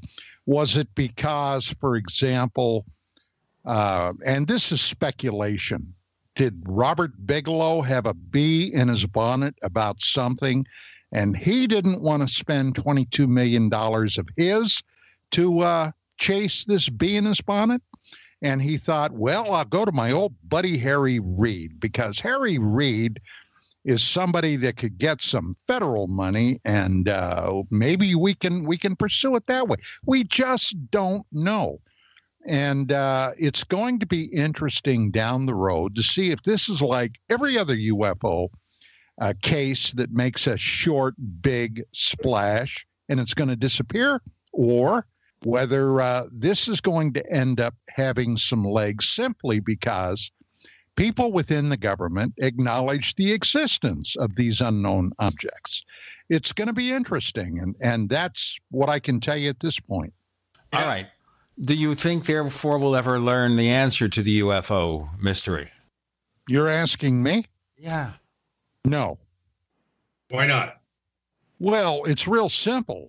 For me, anyway, in my opinion, my humble opinion, it's very simple. It's simply the fact that whatever they've been concealing for 70 years, and they trust me on this, they've been hiding something. In my opinion, that's simply why they've never been willing to acknowledge the reality of this or acknowledge that these cases have actually been happening.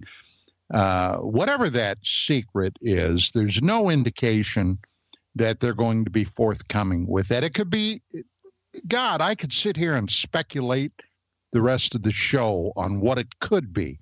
It could be the fact that maybe some of these unknown objects are occasionally abducting human beings. Maybe it could be because they know, they being the government authorities, that it's much more lethal than what we thought. Perhaps they're aware, and this is going to sound really out there, but I have my reasons for saying it. Maybe there's some kind of a skirmish or shooting war going on out in space.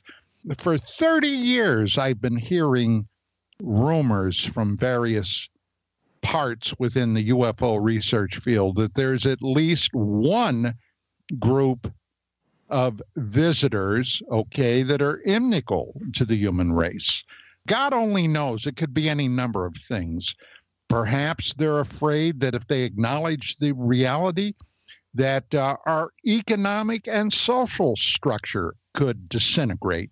What if they came here and presented us with some type of energy boon that could turn the one thing that makes this planet revolve around the sun on its ear? And that would be doing away with the oil cartels, fossil fuels, because they have something much more efficient, much more affordable, much more. You see what I'm saying? It could be any number of things. So no, they're not going to talk about it. Okay, well then that doesn't keep us from going out and trying to figure it out on our own. We don't need Big Brother to come tell us about the reality of something that I think a lot of people, including most of the public, already accepts as at least a valid idea, if not a reality. Well, even if we hit the nail on the head, Greg, how would we know? We wouldn't know. Even if we figured it out, if you and I sat here, and between the two of us or the three of us, we figured the whole thing out, at the end, it would be nothing more than three talking heads bloviating, and it would go nowhere. Yeah, well, I talked about this earlier before you came on, which you were at a disadvantage because you didn't hear.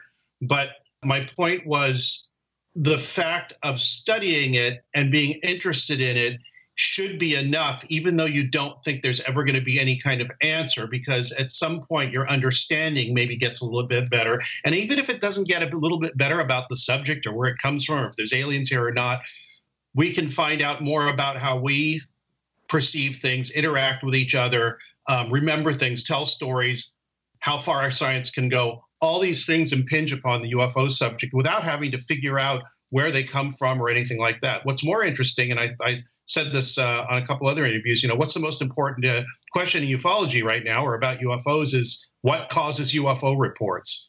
I think that's a real important question, not the where they come from, not what the government knows. What causes the reports? What is the source of the reports? And I don't think we've gotten a nail on that, have nailed that down yet. And it's interesting just to figure out what that might be. Well, I've had a couple of sightings in my life before I became, actually, no, one was after I became involved in researching. Rich Saraday and I had driven over to Las Vegas, and coming back, I think you know about this, Greg. Yeah. We stopped for a comfort break on a place called Zizek's Road, driving back to L.A., and we were out there it was a beautiful evening. We were standing out in the desert. We were just kind of taking 5, and that's a long drive, as you know. And we saw some really inexplicable things in the sky. After we got home, and we had a weird situation there. And when we got home, neither of us called anybody up to report it. Who in the heck would we call, I guess we could have called the LAPD, and they would have said, oh, okay, and that would have been it. We could have called the Air Force, and they would have said, well, we don't take those reports anymore. Who do you call? The newspaper? And they would just consign it probably also to the round file. The bottom line is, if somebody does see something wild, crazy, inexplicable, what do they do with it? Most people would just shake their head and continue on with their life. They don't need the hassle that making a report might bring them. No, of course they don't. But it'd be better if there was a place for them to report it to. I guess right now it's like MUFON and the National UFO Reporting Center. I went and saw Chris O'Brien speak at a couple different places here in the last couple days. And I noticed what was happening to him happens to me. And I'm sure this happened to you, Don, many times. Don, Gene, and Greg, you're in Le Paracast.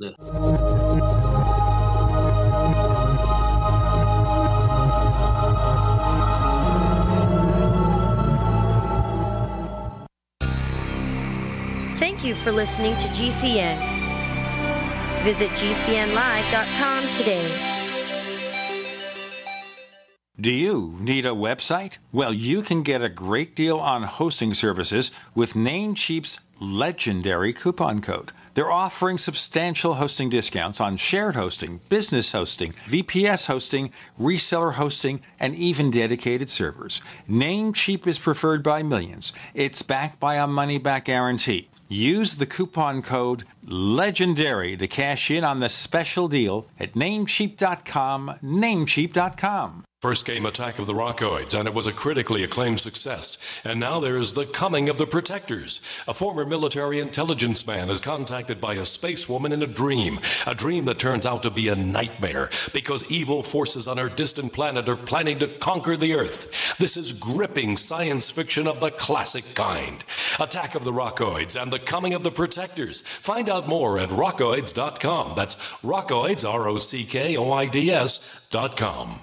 It's a no-brainer. A Big Berkey water filter is the one you need, period. You need a water filter that removes chlorine, fluoride, pharmaceuticals, BPA, and other endocrine disruptors, pesticides, bacteria, viruses, and much more, right? And does it all at only 2 cents per gallon. Get the original, most trusted name in gravity water filtration, Big Berkey. And now GCN listeners receive 5% off ceramic filter systems using code GCN. Call or click 1-877-99-BERKEY or BigBerkeyWaterFilters.com. That's 1-877-99-BERKEY.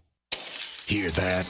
That's the sound of a house being trashed while a gang of thieves ransack the place. And what they don't steal will be destroyed. This year, resolve not to be the next victim of a break-in. Go to faketv.com and discover a device that creates the illusion someone inside is watching TV, even when you're miles away. Security is a mindset, and Fake TV should be part of your security solution. Be vigilant, but not fearful. faketv.com. This is Dan Pilla. Do you owe the IRS money you can't pay? Are tax debts crippling you? I've defended people from the IRS for over 30 years. I've helped thousands, and I can help you too. I wrote the book on IRS settlement, and I'm telling you, there's no such thing as a hopeless case. Call 800-34-NO-TAX to finally get free of IRS debt. With the IRS's new programs, there's never been a better time to solve your problem. Call 800-34-NO-TAX. That's 800-34-NO-TAX, or my website, danpilla.com. Message and data rates may apply. Oh my gosh, that's Frank Thomas. No. Yes, that's him. Go ahead. Excuse me, are you Frank Thomas? Yes, I am. I bet you get recognized a lot. I was a pretty good ball player. You were? Some people thought so. Sorry, we recognize you from those Nugenics commercials. Oh, yeah? That's great. So does Nugenics really work? Oh, yeah. I really can feel the difference. My workouts are better, and I feel a lot more energetic. I wish my husband would use Nugenics. It's so easy to get started. All you have to do is send one simple text. Text the word PRIME44 to 42424 for a complimentary bottle of award-winning Nugenics, the #1 selling free testosterone booster at GNC. Its unique man-boosting formula is powered by Testofen, a patented key ingredient clinically researched to help a man feel stronger, leaner, more energetic, and more passionate. And you're going to like the difference, too. Text PRIME44 to 42424 for a complimentary bottle of Nugenics. Samples are not available in stores. Text PRIME44 to 42424. If you're talking, they will hear you. Why are we getting killed like this? Kyle's not here. Got caught drinking beer in the park a couple of nights ago. Really? Yeah. 0 tolerance. He's out for the season. Harsh. Hey, he knew not to drink. We've made that clear to all of our kids, right? No, not really. Bill, if we don't tell them what we expect and why they shouldn't drink, how are they going to know? Talk. They hear you. try.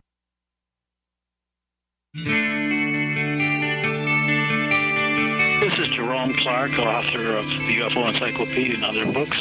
You're listening to the Paracast.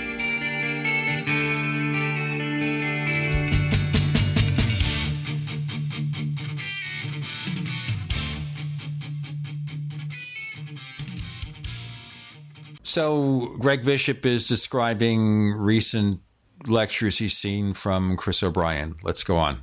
What I noticed here, and if you've done any speaking at any of these things, which I know Don has, you sit at your table later and people come over and they start talking to you. And many of them, all they want to do is tell you the weird thing that happened to them because they can't tell anybody else without having somebody laugh at them or question their sanity or whatever. Maybe that's changing a little bit. But over the years, I've noticed this. People will come up and say, well, I had this thing. They start describing a sighting to me, close, far, whatever. When they're done, they don't ask me, what do you think it was? Who can I talk to? They just say thank you and they walk away. They just wanted somebody to tell it to. So I think that's a big part of UFO research is let the witness say whatever the hell they want to say. Don't assume for them and listen to them. Listen to them for things that you know that you're not there to ask them questions about, like how it made them feel or what happened later or whatever. And I think this is actually changing. But I think it could develop more so people could have some place, a central place they could report this to where they could just say what they wanted to say and not be turned into a statistic, maybe. Well, I kind of think that with MUFON, you're a statistic because what are they doing with these reports? At best, they may report it in their newsletter, and you'll read that, and that's it. Where's it go? They're just there for UFO porno, and then maybe collecting some data. And if you really want to get conspiratorial about it, especially with, and I'm sure Don can speak to this, about Bigelow's agreement with them, where that information might be going at certain times and who's paying for it and who's vacuuming it up. Now, the theory I made, by the way, which I think John Alexander was disputing, but that is that the money that Bigelow used and offered to MUFON was that government money.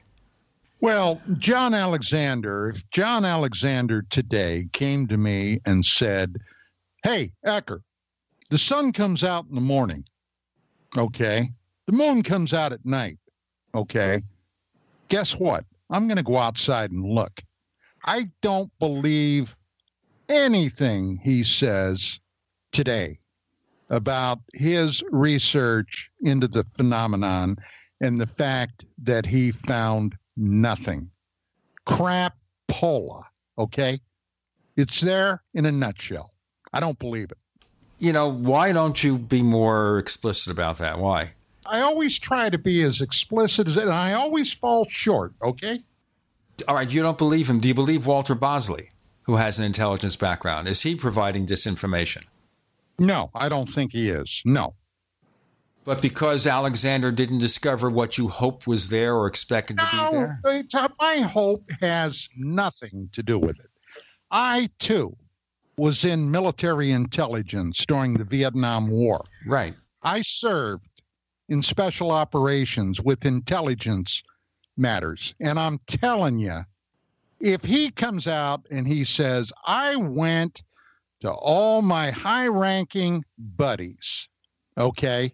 I had a top security clearance, and I went to them, and they had a top security clearance. And I asked them, do you know anything about this UFO stuff? And every one of them told me no. Well, you know why they told him no? If that's what happened? They told him no if they knew. They told him no because he didn't have a need to know.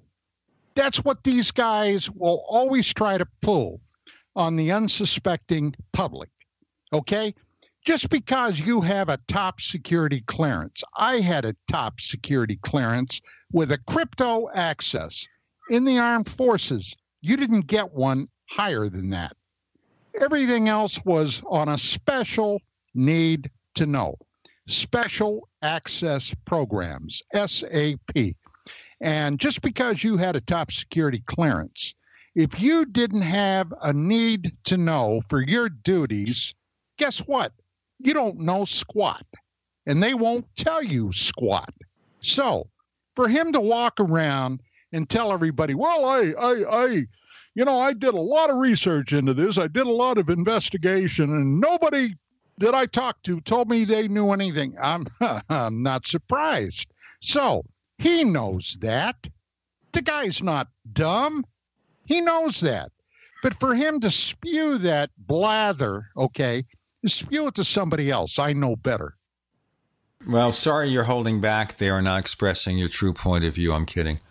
All right, well, then again, that may have been his situation, that he asked whoever he asked within his circle of friends, and that's what he got. But I would think that's a bit incurious, if nothing else. Look, you and I and Greg know that there's something going on there. We also know that over the last 7 decades, give or take, a lot of things have happened with military personnel, governmental personnel. I mean, my God, who always gets the blame for hiding their UFO information, especially in the earlier days, Gene? The U.S. Air Force. Now, when Harry Truman was still in the White House, okay, this is a little known fact. I know that I've mentioned this in past episodes of the Paracast. The Navy Secretary had been on a fact-finding tour out in Hawaii. This is way after Pearl Harbor. Okay, this is years after Pearl Harbor.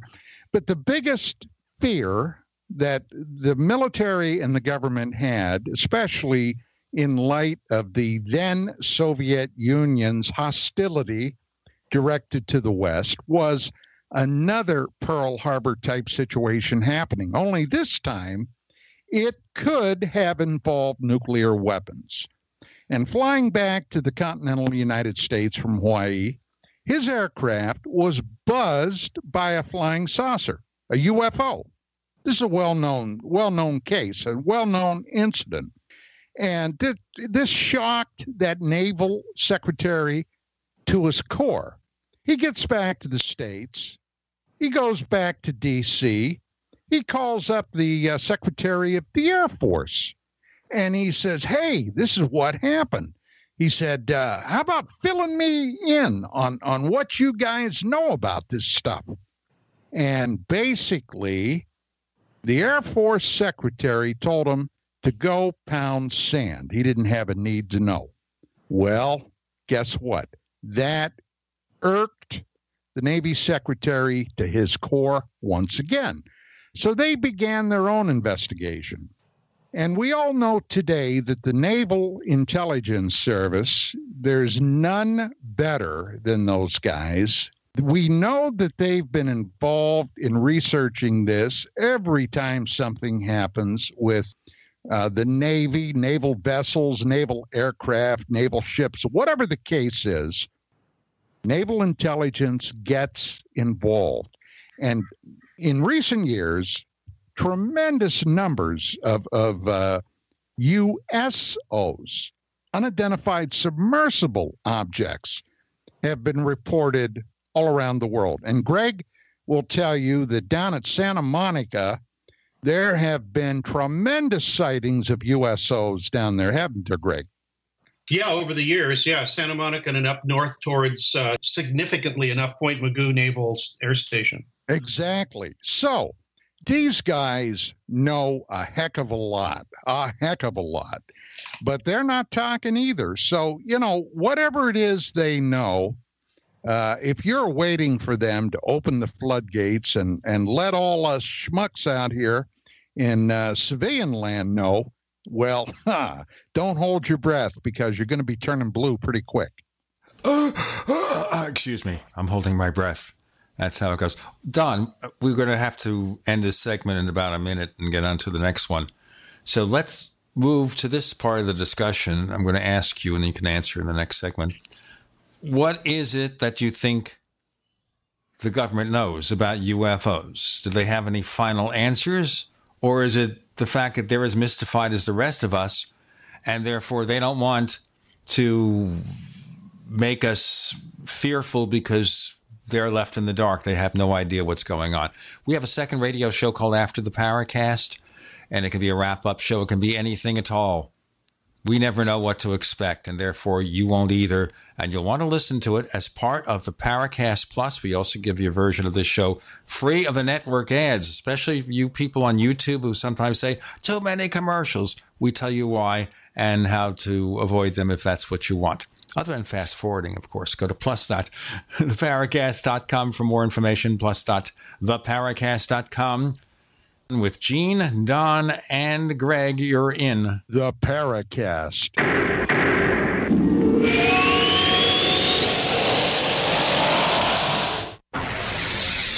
You are listening to GCN.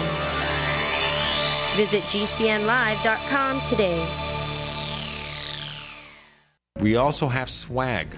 You know, we have all these exclusive Paracast things that you can buy. We've got like, I guess, 60 or so different items, and entails t-shirts, sleeves for notebook computers, iPad cases, mouse pads, the Paracast Jumbo tote bag, all sorts of t-shirts and jackets and stuff like that for men and women.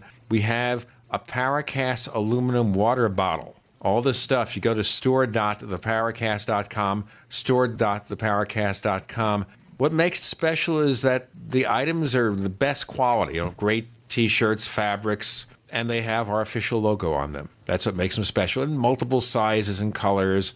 We even have stuff for children, stuff for women, stuff for men. We have all sorts of sizes, like small up to X large. A lot of good stuff. That's the swag from the Paracast. You go to store.theparacast.com, stop by, and take a shopping tour. Looking for that edge during those intimate moments? We see many ads for enhancement, but the side effects include death. At GCN Team, we should change the Healthy Body, Brain, and Heart Pack to the Healthy Libido Pack. The brain and heart are not the only organs that require a healthy vascular system. For proper blood flow at the right moment, go to GCNteam.com or call 877-878-4203. That's 877-878-4203. That's 877-878-4203.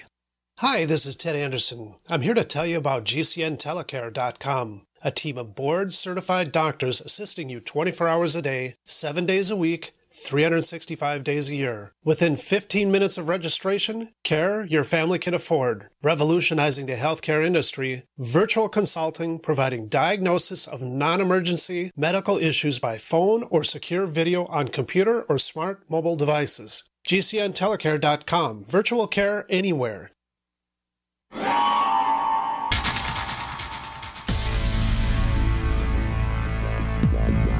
Welcome back to the Paracast, the gold standard of paranormal radio. And now, here's Gene Steinberg.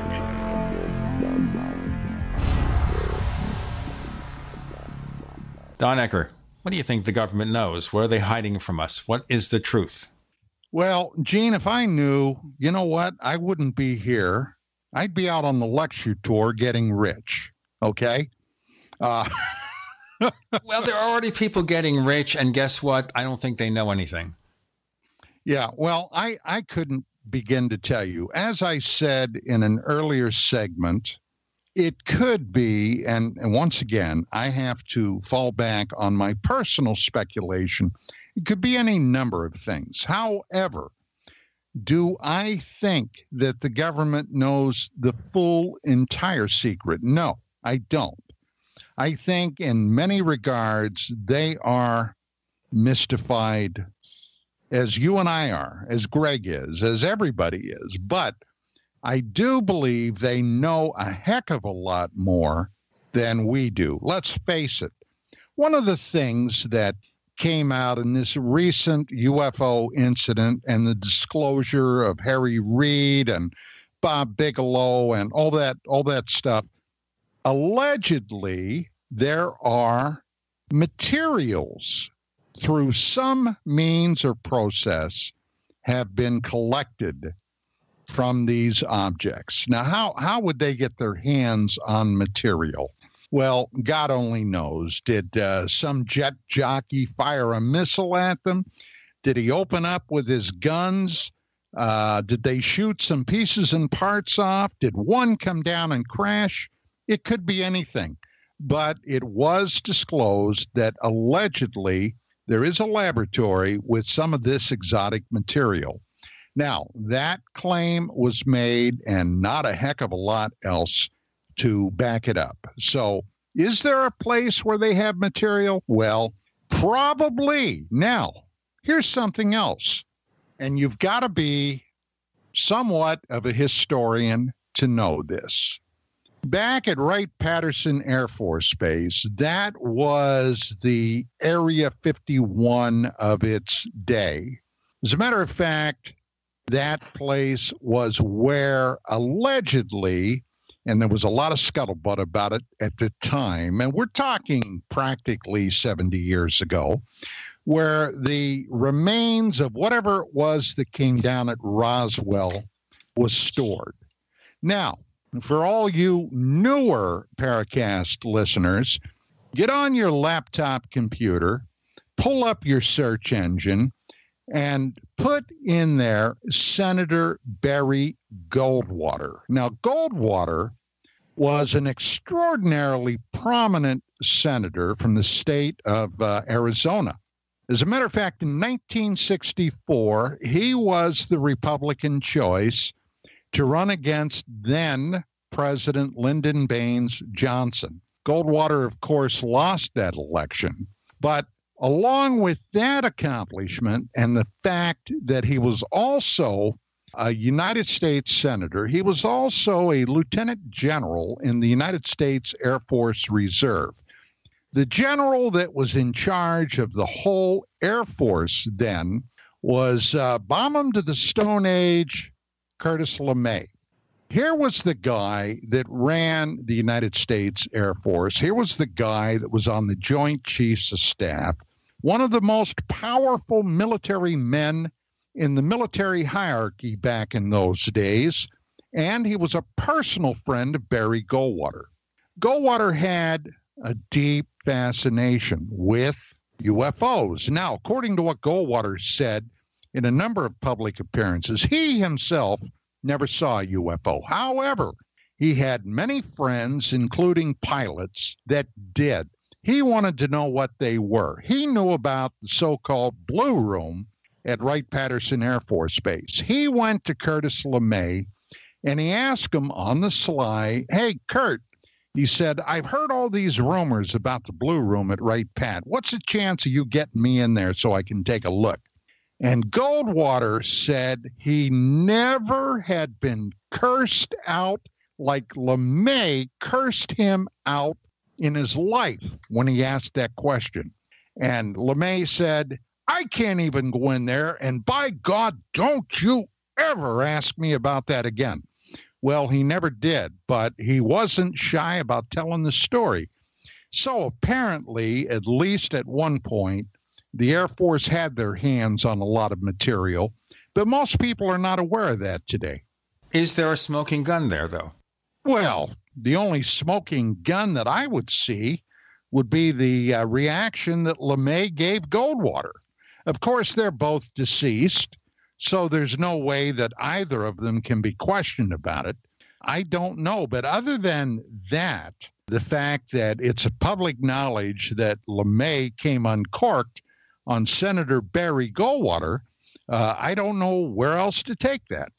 Or it was an act and he wanted him to think that. I do not know. I wasn't there. I don't know what was happening. And yes, I do know that story. And, it's indicative that there was something important there. What, we do not know. Yeah, it's kind of like when another guy in the UFO field years ago, before he went off the rails, was Clifford Stone. Now, Stone is a retired Sergeant First Class, SFC, E7 from the United States Army. And back in the 80s and the very early 90s, before he caught the UFO bug or virus and was looking for UFO stardom, had been a stellar document finder. And one of the documents that Stone discovered, if I remember correctly, was called Moon Dust. I think that was it. And what this document dealt with was what to do with foreign exotic technology that could be gleaned from battlefields around the world and what have you, which mostly dealt with enemy aircraft. I mean, it could have been Soviet aircraft, Russian aircraft, Chinese, whatever the case was. But there was also an indication that some of it might have been geared toward unknown or unidentified aircraft that came down. So it's pretty apparent to me that our military, the American military, has been looking for this stuff and picking it up wherever they could find it for a very long time. Yeah, and they who knows what they're doing with it. And I think what they're gleaning from it is something about materials science, not specifically about what the propulsion system is or whatever. That came home to roost when they, as you mentioned, they had that blurb in the article about having material stored in a facility in Las Vegas in Bigelow's building. So I think that either they found stuff, and there's definitely artifacts from UFO sightings. It's Moray Island, the Ubatuba stuff. I think there's a few others. And there's probably many more that we don't know about. We don't know what we don't know. Yeah, exactly. So what they could get out of this was either, some indication of how to build better materials, or maybe how the things flew without, going through the sound barrier and seemingly not having any aerodynamic effects on the whatever shape it is that's flying through the air. Anyway, yeah, I think that, so back to the main question, what does the government know? I basically agree with Don. I think they know more than we know, but I do get the distinct feeling that having more data doesn't mean it gives them more answers. Well, as I said before, they certainly have sightings that are no doubt classified because there are national security concerns involving test aircraft, all sorts of things. But whether or not they have specific knowledge that will advance UFO research may be the question mark. I suppose we'll have to see. We have Don Ecker, Greg Bishop, Gene Steinberg. Chris O'Brien's on a lecture tour in California now, and we wish him the very best. With Gene, Greg, and Don, you're in El Paracasto.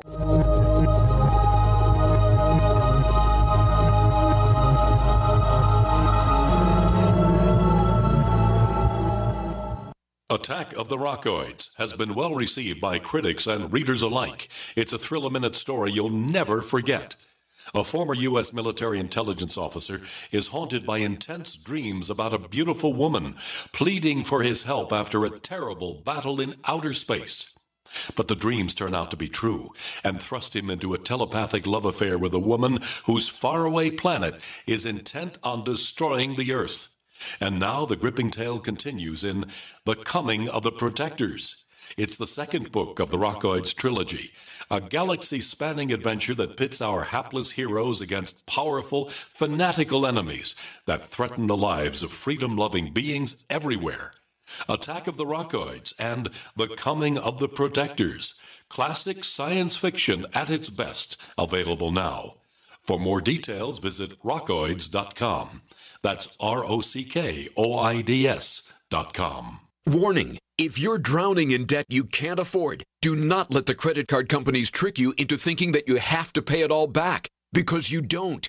What the credit card companies don't want you to know is that there's actually a way to get debt-free without paying off your entire debt or going bankrupt. If you have $5,000 or more in credit card debt, you now have the right to let us settle that debt for a fraction of what you owe. For free information, call Credit Associates now. 1-800-959-5759. We'll even show you how much money you could save. If you can't afford to pay off all your debt, do not let the credit card companies trick you into thinking that you have to. Call Credit Associates now for free information on how to get debt-free faster than you ever thought possible without debt consolidation or bankruptcy. We depend on your success and offer a guarantee, so there's no risk. For free information, call now. 1-800-959-5759. That's 1-800-959-5759. 1-800-959-5759. Hi, I'm Rick Osick, president of Famous Footwear. Every new parent dreams of bringing their baby home for the first time. But some babies are born too sick or too soon to come home right away. That's why Famous Footwear supports the life-saving research and programs of the March of Dimes, the leading nonprofit organization for pregnancy and baby health. Help us give every baby a fighting chance so that more babies can come home healthy. Learn how at marchofdimes.org. People search the internet for everything, including you. With a few clicks, information from your past can be quickly discovered, from business deals gone wrong to misleading reviews, negative articles, and unflattering images. Studies show 78% of people search for someone online before doing business with them. Will they find the real you?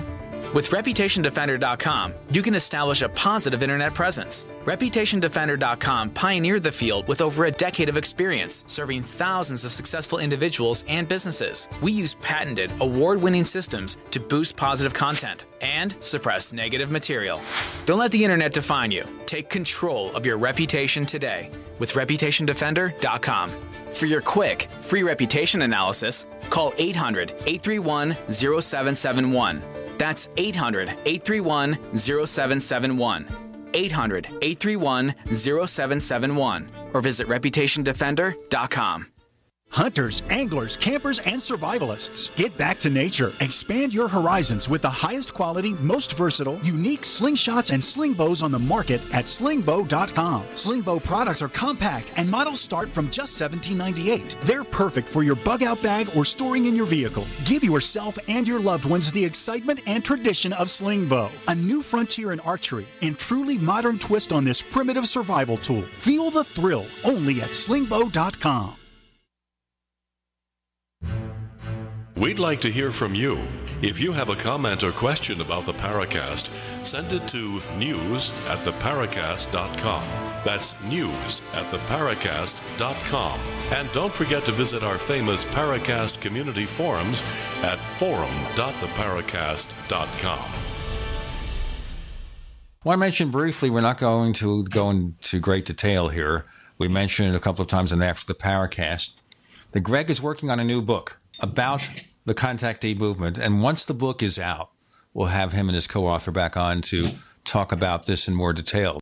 But Greg, what attracts you to the Contactee movement? I think a lot of people just think they're a bunch of wacky people that hung out 50, 60 years ago. I think there's a lot of things you can look at as in terms of social movements and why people join these social movements and why people have strange ideas about things, and how that was came out in the society, which was a very different society than in the 1950s, 60s, a little bit after that, than we have now. And I'm just fascinated when anybody has a different and strange and completely off the charts belief system than I do or people I know. It's just, it's like being a tourist in a strange land, except all you have to do is start reading their stuff and watching old videos and listening to their recordings. We gathered information we expanded the idea of contactees. So we've got people in there that, one, you've never heard of. Molly Thompson, you might have heard of. Certainly nobody's really heard of Paulina Peavy, who was active from the 1930s to the 90s. She was active almost all of her life and said she channeled aliens and made paintings and things. And it's fascinating. I love it when people produce something besides just like a book. And she did artwork. But we expanded the idea. So we went back to Madame Blavatsky, who said some of her ascended masters were from Mars and Venus, and took it all the way up to the present day. We've included Charles Hickson, the Pascagoula abduction guy, because he said that he got messages that during his abduction and later, people don't realize he had, I think, 3 more experiences where he said whatever it was, his aliens or whatever he had seen told him they were going to return, that he'd been chosen to give a message to the world about world peace, classic contactee stuff. But nobody thinks about him in that way. They just think of him as that guy who was abducted in Pascagoula, Mississippi by things that look like robots with elephant skin or whatever. But he not only did he have 3 more contacts, one of them was with most of his family, most of his relatives. There were, I think, 6 or 8 people in the car, and they were driving through the woods here in, I think, southern Louisiana or Mississippi, and they had a giant craft follow them and then hover over the road and scare the crap out of everybody. And his wife wouldn't talk about it, really. She didn't want to. It had freaked her out so much. And people don't realize this. And he's one of those people that are repeaters that J. Allen Hynek used to be very scared of, because it made people think that people were just telling stories. But I think that's a part of the way that ufology is changing now. We're looking more at what the witness says, what they felt, what they, and their feelings about it, because that's not something you put in a database. Can I pop in here for just a second? And please do. I want to get your response to this. The one thing about the contactee movement, going back to the early 50s up through the early to mid 1960s, that fascinated me to no end, and this is something that many people may not be aware of, but the contactee movement gave fits to the power structure, to people like the FBI, the CIA, the military. They didn't talk about it publicly, but they gave fits because all of those contactees had one underlying theme that purportedly the aliens passed on during their contact sessions. And that was an anti-nuclear power thing. Get rid of your weapons. Get rid of your atomic bombs, your H-bombs, and all that kind of stuff. Now, most people would look at that and they would smile, they would laugh, at these people. The feds, however, weren't laughing. And there were many people within the federal bureaucracy, within the CIA, the FBI, what have you. And remember, this was the time of the Great Red Scare that saw these as commies or commie sympathizers, maybe even knowingly or unknowingly agents of the KGB. And this was something that I found fascinating to read some of the behind-the-scenes stuff about that. And Greg, what do you think about that? You bring up a good point. I think that comes up a few places in the book. There are FBI files on a lot of these people, not even minor contactees, because they thought they had a legitimate concern because of the Cold War. Everything was heightened, all senses, all paranoia, everything was heightened, whether it was justified or not. I think in the case of the contactees, it never really gelled into a movement that was going to affect very many people, but they wanted to stomp out any little bit of communism or communist appearing things. As I think you mentioned, they said the aliens came from planets where there was no private property, everything was owned, this collectivist thing, which really scared them as well. So I think they were, one, trying to monitor it to see who was interested, and two, if something did start to happen, they would nip it in the bud. But I don't think they ever really needed to do that because the contactees were so out of left field that most people didn't listen to them. Right. Even though one of them did run for public office, he just didn't get Gabe Green in 1960. Gabe Green, right? Yeah, he ran against Kennedy. I think he got 70, 80,000 votes in California, which wasn't insignificant. But they were all flying saucer wackos that voted for him. Yeah, yeah. But that has always fascinated me. It made me wonder, and I did wonder, how many of those contacts may have been perceived by the contactees as a real event, and then how many just might have been jumping on a bandwagon to see if they could get up there with a Adamski or, some of the other contactees in the public eye. It's hard to say. Yeah, it is hard to say. But then there was this weird argument that George Hunt Williamson and George Adamski got into after they went out to the desert and supposedly, Orthon came down and they took plaster casts of his footprints, etc. They got in a big argument. Adamski argued that channeled material should not be entered into the contactee lore because it wasn't reliable. Only face-to-face contact, as Adamski had.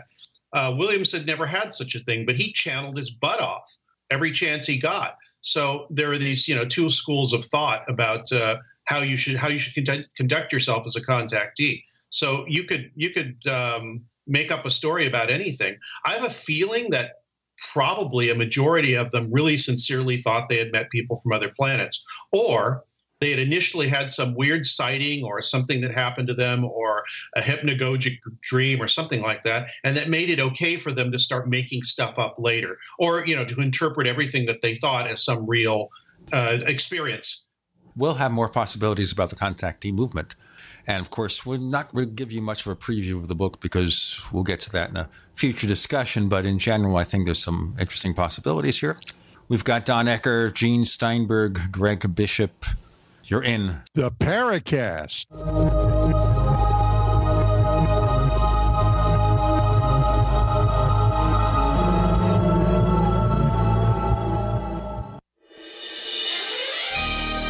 Thank you for listening to GCN. Be sure to visit GCNlive.com today.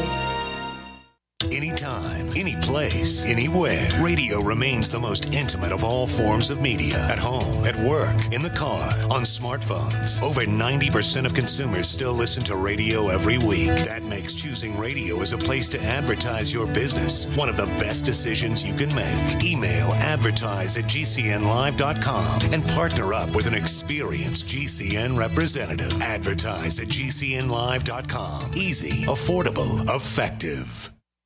You've been hearing Dr. Wallach talking about 90 essential nutrients, keeping the body healthy. GCNteam.com now has Beyond Tangy Tangerine tablets, 60 plant-derived minerals, 16 vitamins, 12 amino acids, packed in a powerful tablet. But that's not it. 160,000 auric points, a knockout punch to free radicals. Call 877-878-4203 or go to GCNteam.com. That's 877-878-4203. Does the current world crisis in North Korea or our domestic crisis right here in America concern you? Well, I know it concerns me. My friends over at Legacy Food Storage have solutions in the event there's the inevitable. What's the inevitable? Civil unrest, a run on your local grocery store. And here's my question to you. If this happens, how do you feed your children? How do you feed your grandchildren? Legacy Food Storage has the solutions. In fact, they can help you implement a simple plan to take care of your needs in the event of the inevitable. By calling them right now, I have authorized them to give you a special 20% discount at checkout by simply using GCN. Call 888-543-7345 or visit them at legacyfoodstorage.com. That's 888-543-7345 or visiting them at legacyfoodstorage.com. Make sure you use GCN at checkout for an incredible 20% discount. Don't be a victim. Take control of your life now. Here's a special message for those of you who owe the IRS at least $10,000 or more in back taxes. The IRS has special programs in place that could eliminate or reduce your tax debt by thousands of dollars. Call the Federal Tax Management Helpline that has been set up for you, 800-503-8625. Stop the wage garnishments, levies, and tax liens now. Once you've qualified and enrolled, the IRS will stop all the collection activities against you. These unique programs have been allocated to help the economy and significantly reduce or eliminate your tax burden. The IRS is currently accepting reduced settlements and other favorable programs. You may qualify for substantial savings, so get the help you need. If you owe more than $10,000 in taxes, call for free information and to see if you qualify. Take down the number now for the Federal Tax Management Hotline, 800-503-8625. That's 800-503-8625. 800-503-8625. Non-attorney paid spokesperson. Could your house go into foreclosure? Are you behind on your mortgage payments? Does it seem like the bank has no interest in helping you save your home? And you feel like you have nowhere to turn for help? Then we have good news for you. Foreclosure Protection Services can help save your home as they specialize in foreclosure assistance. That's all they do. If you're behind on your mortgage payments, being threatened with foreclosure, have been denied a loan modification, or been the victim of a predatory loan, it's critical that you call Foreclosure Protection Services now at 800-667-9035. Their network of attorneys and their agents are available to speak to you now. If you're behind on your mortgage payments, Foreclosure Protection Services can help stop the foreclosure process. Call today before it's too late. New laws are in effect that may save your home. Call Foreclosure Protection Services now at 800-667-9035. 800-667-9035. That's 800-667-9035.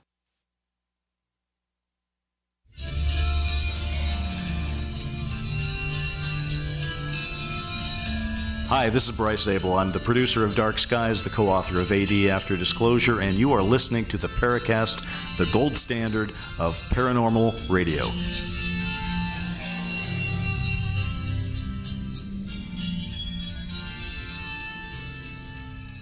Now, just a couple of other things I would want to mention, or maybe one. When we had Nick Redfern on a few times, he's mentioned the case of Orfeo Angelucci, where this time he meets somebody over at a diner somewhere. I'm not sure if he was a military type. Maybe you remember, Greg. No, he wasn't in the military. Wasn't, but he takes this tab or something. And then to quote the certain lyric from a certain song, he went into a dream. Yeah. So either that would indicate some kind of, it's funny, Don was kind of hinting at this a little bit, I think, that the interest may have gone beyond just being interested in actually messing with people in a MK Ultra type way. I don't think that happened with Angelucci, but I suppose it's a possibility. Well, let's not forget, that's when there were a lot of people slipping things like LSD into unsuspecting victims during the MK Ultra stuff. And hey, to me, let's face it, those contactees, it would seem to me, would have been prime candidates to fiddle around with. It's a very good candidate for some further research. Grounds for further research, as Dave Emery used to say. Yeah, I mean, those people were out there in the middle of, metaphorically speaking, in the middle of the boulevard with a huge target on them. Yeah, it could have been. I mean, I've never really thought about it in those terms past, just speculating, but it would be interesting to find if anybody could FOIA anything to do with people from non-scheduled religious and political movements being used in some of these MK Ultra unwitting experiments, as Frank Olson was, but he wasn't one of those. He was just a government scientist. There's a good series right now on, where is it, Netflix or something, called Wormwood, about the Frank Olson case. I've just started watching it. That's true. And let us not forget that during that period of time, the FBI, the Central Intelligence Agency, were keeping an eye on these people. Just about then, the anti-war movement was gearing up because of Johnson's increased sending of troops, supplies, what have you, into Vietnam. The whole structure was beginning to reverberate. And then, along about 1965, 66, the Hillsdale case happened, which created a huge, absolutely huge news splurge on UFOs once again. NICAP was still in the ball game then with Major Kehoe. People like Gerald Ford, future president of the United States when Nixon resigned from office, was interested in what was going on. They all pushed for Project Blue Book and what became the Condon Committee research effort at Colorado University. I mean, there were tremendous things happening both on the social front as well as on the UFO front. I mean, those were some incredibly frantic times. Yeah, everybody's, like I think I sort of said before, everybody's senses and paranoia and everything was heightened at the time. And I think it ended up in the way the decade ended with it, JFK, MLK, and Martin Luther King and the Manson family and all that, it kind of all fell apart at the end. I think just because of the interaction between two warring factions that were completely at odds with each other and completely scared of each other. And that's what happens. I see that sort of happening now, and it's worrisome. Yeah, it's a mess. It's an absolute tremendously messy mess. You bet. Yeah. We got 10 minutes, Gene. Yes, we do. And we have to look here at what's happening in terms of the contactee movement. It's mostly gone except for people like Billy Meyer, though. I wanted to ask Greg about that. Speaking of contactees, one of the only ones that I'm aware of left anymore is the Meyer organization, or as some people call it, the Meyer cult. What's your bottom line on that, Greg? Do you think he actually had some type of legitimate incident? Maybe even got a real photograph or two. It didn't take any expertise to make a determination that a lot of that material that flowed from the Meyer cult was fabricated at best and, misinterpreted at worst. But what do you think about that situation? Well, knowing I sort of went into his history and where he was born, and he had an accident. He was in a bus accident when he was in his 20s. I think that's how he lost his arm. He was basically a spiritual seeker. I think he went to India for a while. And I think he, like a lot of these contactees, he primed his own pump, so to speak, to have some kind of strange experience. Did you know he deserted from the French Foreign Legion? I didn't know he deserted. Oh, that's right. Yes, I did. Yes, I actually wrote my entry on Billy Meyer, and yeah, I did. I do recall that he did that. He ran away to join, but then he deserted, and I think ran off to India or somewhere in the Middle East, and eventually made his way back to Switzerland, the land of his birth. But as to your first question, I'm not sure if he ever got a real picture of anything. I'm inclined to think, because he's, like I said, was self-selected to be sort of a seeker and a spiritual person, that whatever experiences he had made it okay for him to make up these pictures. And in fact, I don't have any disagreement from most people that I think the vast majority, or if not all of them, are faked. I don't know if that, it doesn't diminish some of the spiritual messages that come through contactees. They're great ones.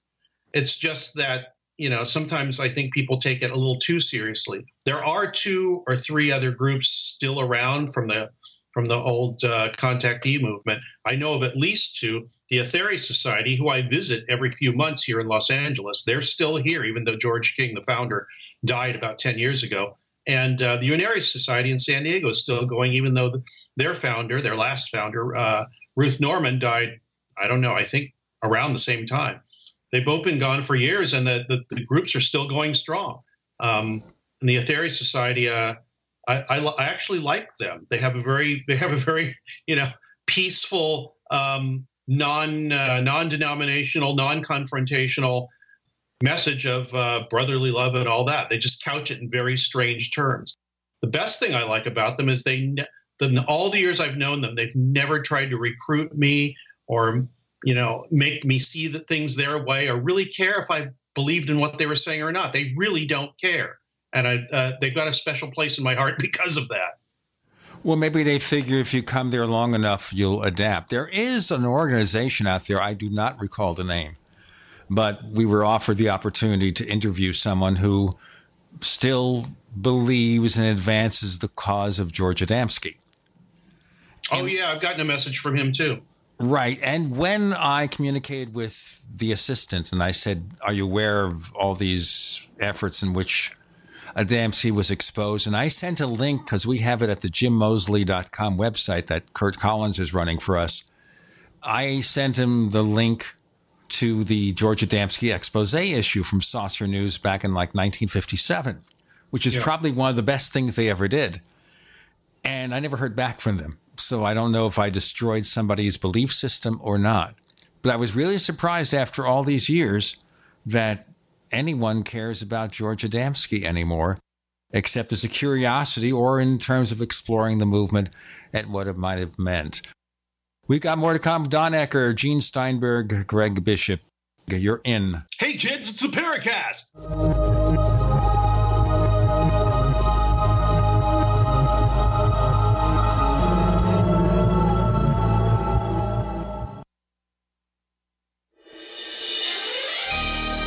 Thank you for listening to GCN.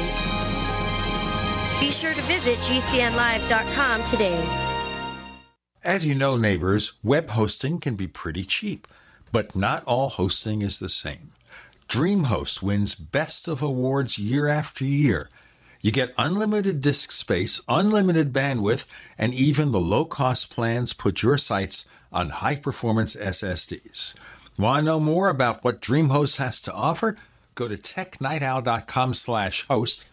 Once again, that's technightowl.com/host. First came Attack of the Rockoids, and it was a critically acclaimed success. And now there's The Coming of the Protectors. A former military intelligence man is contacted by a space woman in a dream that turns out to be a nightmare because evil forces on our distant planet are planning to conquer the Earth. This is gripping science fiction of the classic kind.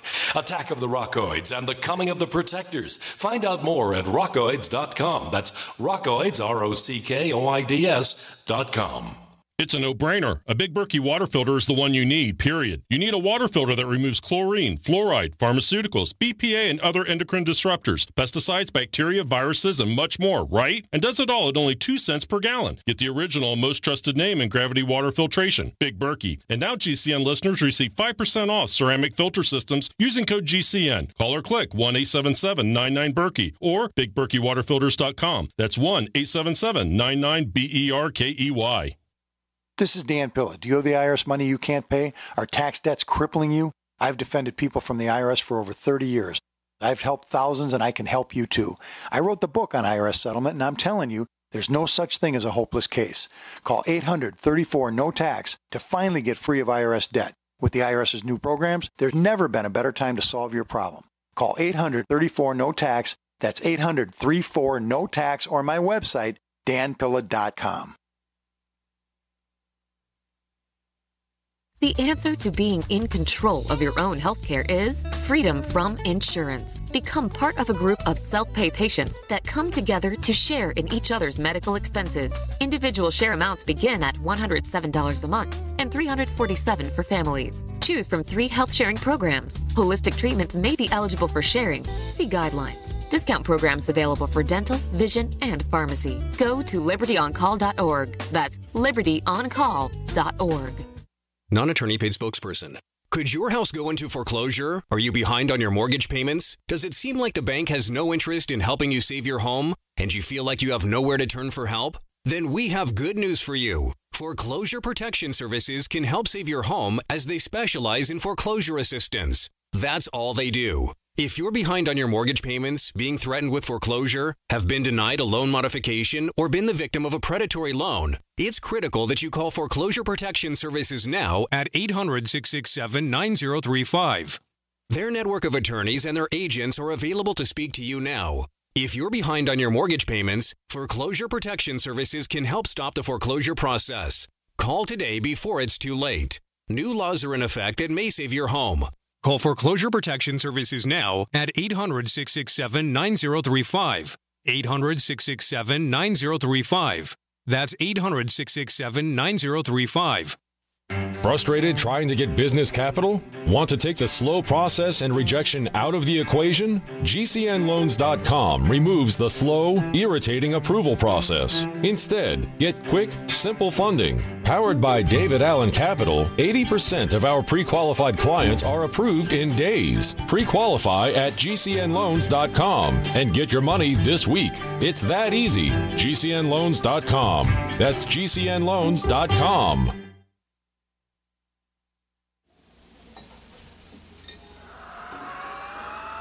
Hi, this is Joshua P. Warren, author of The Poor Man's Paranormal, and you're listening to the Paracast, the gold standard of paranormal radio.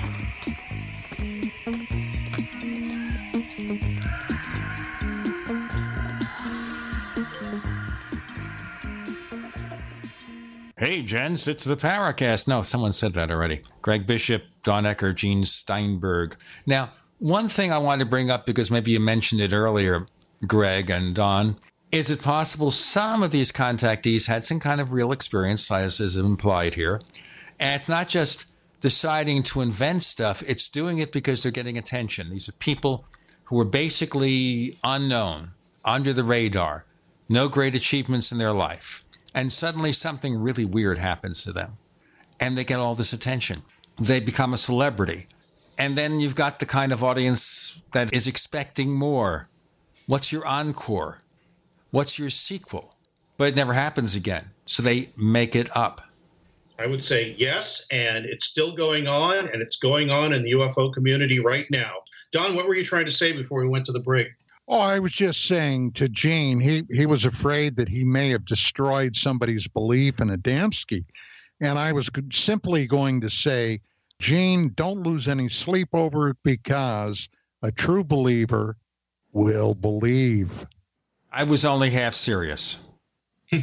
Yeah, you see it everywhere now. There's true believers of every stripes and everything. No matter what you tell them and what you show them, and their opinion is not going to change. In fact, it's a horrible thing to change your opinion, which I think in any kind of civilized society, it'd be a great thing to change your opinion when you find out information that contradicts what you previously believed.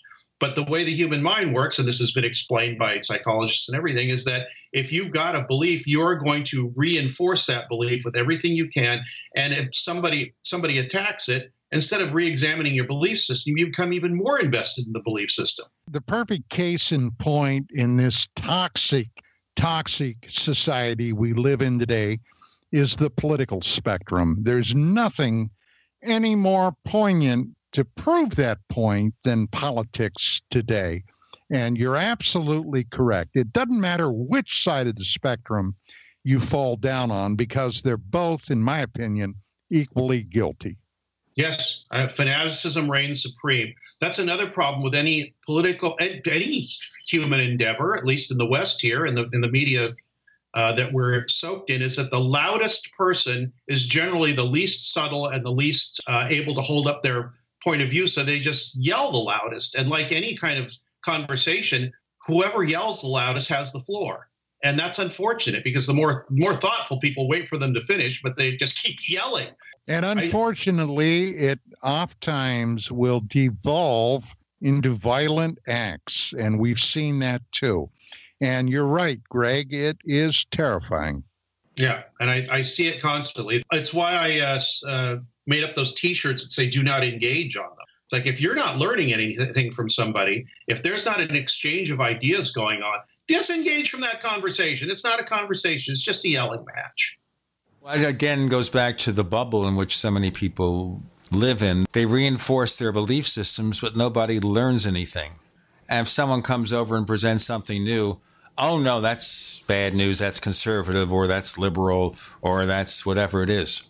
Yeah, I get excited if somebody has a different point of view. I'm going to take a real hard look at it very, very quickly to see if I think there's anything there. But I try not, I'm human too, but I try not to be automatically against something just because it doesn't agree with my preconceptions. And I've had my mind change more than once. And I think that's a great thing. It's one of the most exciting things, I think, to change my mind, even if there's some crow eating to go along with it.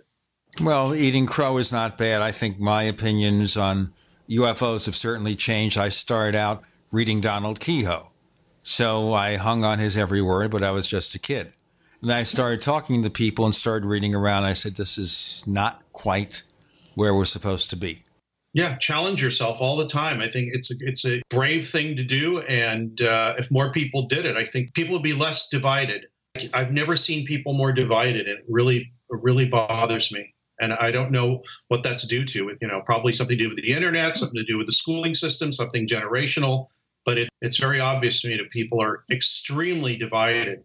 Ever since I got my first computer back in the very end of 1987, I've noticed a phenomenon with the computer technology, and that is real simple.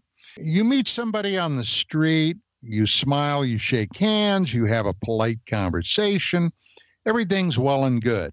You go home, you get on your computer, and now you're anonymous, and the internet and your keyboard shield you. And you no longer have to focus your self-constraint.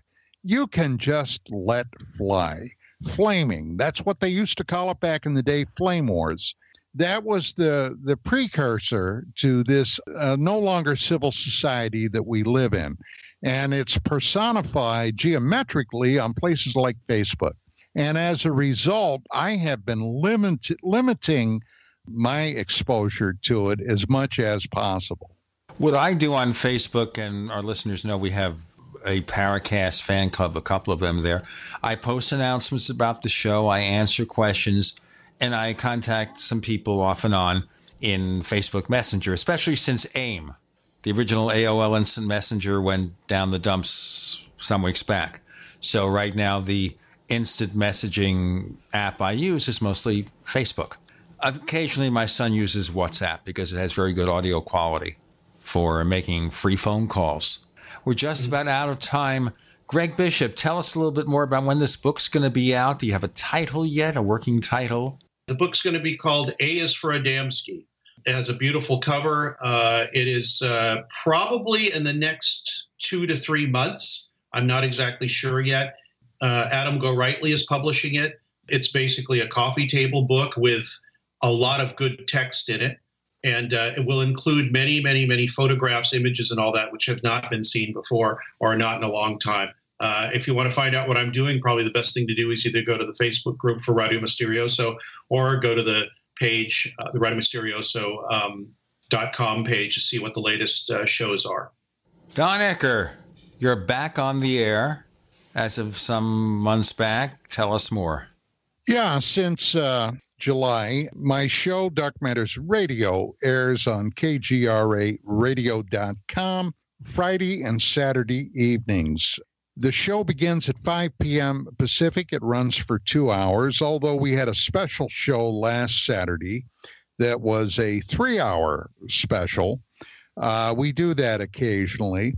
You know, I basically have been keeping my toe in the UFO pond as much as is necessary. I still find this, well, golly, I hesitate to say this, but it's true. I still find it exciting upon occasion. And I got to tell you, this most recent UFO disclosure, if you will, no pun intended, with Harry Reid and what have you, I still, and I feel guilty about it, but I still find it somewhat exciting knowing that there is still quite a mystery out there. I like to dabble with it, and I suppose for the foreseeable future, I'm going to continue dabbling with it. We continue to dabble as well for, I don't know, coming up on 12 years next month for the Paracast. Never missed a beat or an episode. You can find us on Twitter if you look for the Paracast. You can find us on Facebook to official Paracast fan clubs. But remember, I don't engage on Facebook as much as some people think I should. We also have another radio show. It's called After the Paracast, and it's all about the unexpected. It could be special interviews, extensions of this show. You never know what to expect next. We give you that. We give you a version of this show free of the network ads. So those of you on YouTube who say ads, that's the way not to have the ads. To learn more, go to plus.theparacast.com. Once again, that's plus.theparacast.com. Subscriptions start at just $1.49 a week. We also offer monthly, annually, 5 years, even lifetime. And the 5-year and lifetime stuff, we give away free stuff, too. Just check our offering, plus.theparacast.com. Greg Bishop, Don Ecker, thank you both for joining me this week on the Paracast. Thanks very much, Gene. Nice talking to you again, Don. And we should have an appearance on one of each other's shows sometime soon. Yeah, as a matter of fact, that sounds like a great idea, Greg.